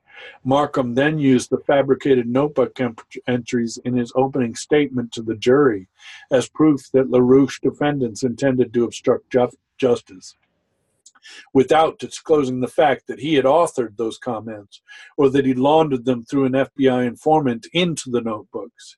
U.S. District Judge Robert Keaton, reflecting the judicial norms of previous times, found in that case that Mueller, Markham, and the DOJ supervisors engaged in systematic, institutional, prosecutorial misconduct. Now, folks, I want to continue this lengthy display of the entire story of what has occurred in this duped up, trumped up prosecution against a president, a coup d'etat that was invented and perpetrated by folks overseas in our own administration. It all points back to the City of London, folks. It all points back to the British Empire. It all points back to parties and parcels and banks and governments and politicians and intelligence officials and academics overseas and here in America. Now, I've been telling you this truth over many, many weeks, and I've been backing it up with facts, not just my own assertions. But here in these documents, folks, and if you would do further investigation, you know what I've just spoken to you is the truth. And how can you avoid the truth? It has a special flavor, a special smell, a special understanding, a special place in each of our hearts as Americans. We love the truth. We live for it. For it is the basis upon of which our freedom is based, is the truth. And we've been circumvented, we've been fooled, we've been dossiered into a corner. And it's time to stand up, we the people, because we've been replaced. Our rights have been conveyed to parties, corporations, and other such parties and other such legalities. And it is now time to take our country back. And that's what I purport by this documenting of exactly what occurred. Once you see this entire story set together, you can't help but come to one realization, and one realization only, that we have been duped, and that things need to be cleared up, set straight, and we the people need to be put back in power of this nation. It has been handed over to a select few, and our laws have been subjugated, our own constitutional rights subjugated in the same. We thank God for his intervention in this opportunity to take back this nation and to do the same around the world, because as we can see, this is a global effort that comprises many different faces, many different heads of the Hydra. And so I pray to the Lord that he steps in and smothers all these heads, that they don't grow anew, and that we again learn how to live as a free nation, unencumbered by violations of our rights that we don't even know are going on, perpetrated by a media that is owned by foreign corporations and run by our own intelligence agencies This is very sad material, folks, but it's good to know the truth, because from that truth we can emerge from our own fear and our own desire to know that truth. Now we know the truth. What are we going to do going forward? I thank you so much for the opportunity to speak with you, and I really thank you for the opportunity to present this material. I pray wholeheartedly that that this information is found as completely credible in your hearts, and that you do your own investigation as the Lord would bid us do, that you be Bereans and you look at everything that I've conveyed to you tonight. But this is the truth, and this is the truth as laid out by folks who have been persecuted by the same group. And it's been a truth that has been perpetrated over the period of, 50, 100, 200 years. And so we need to put an end to it. And that time has come.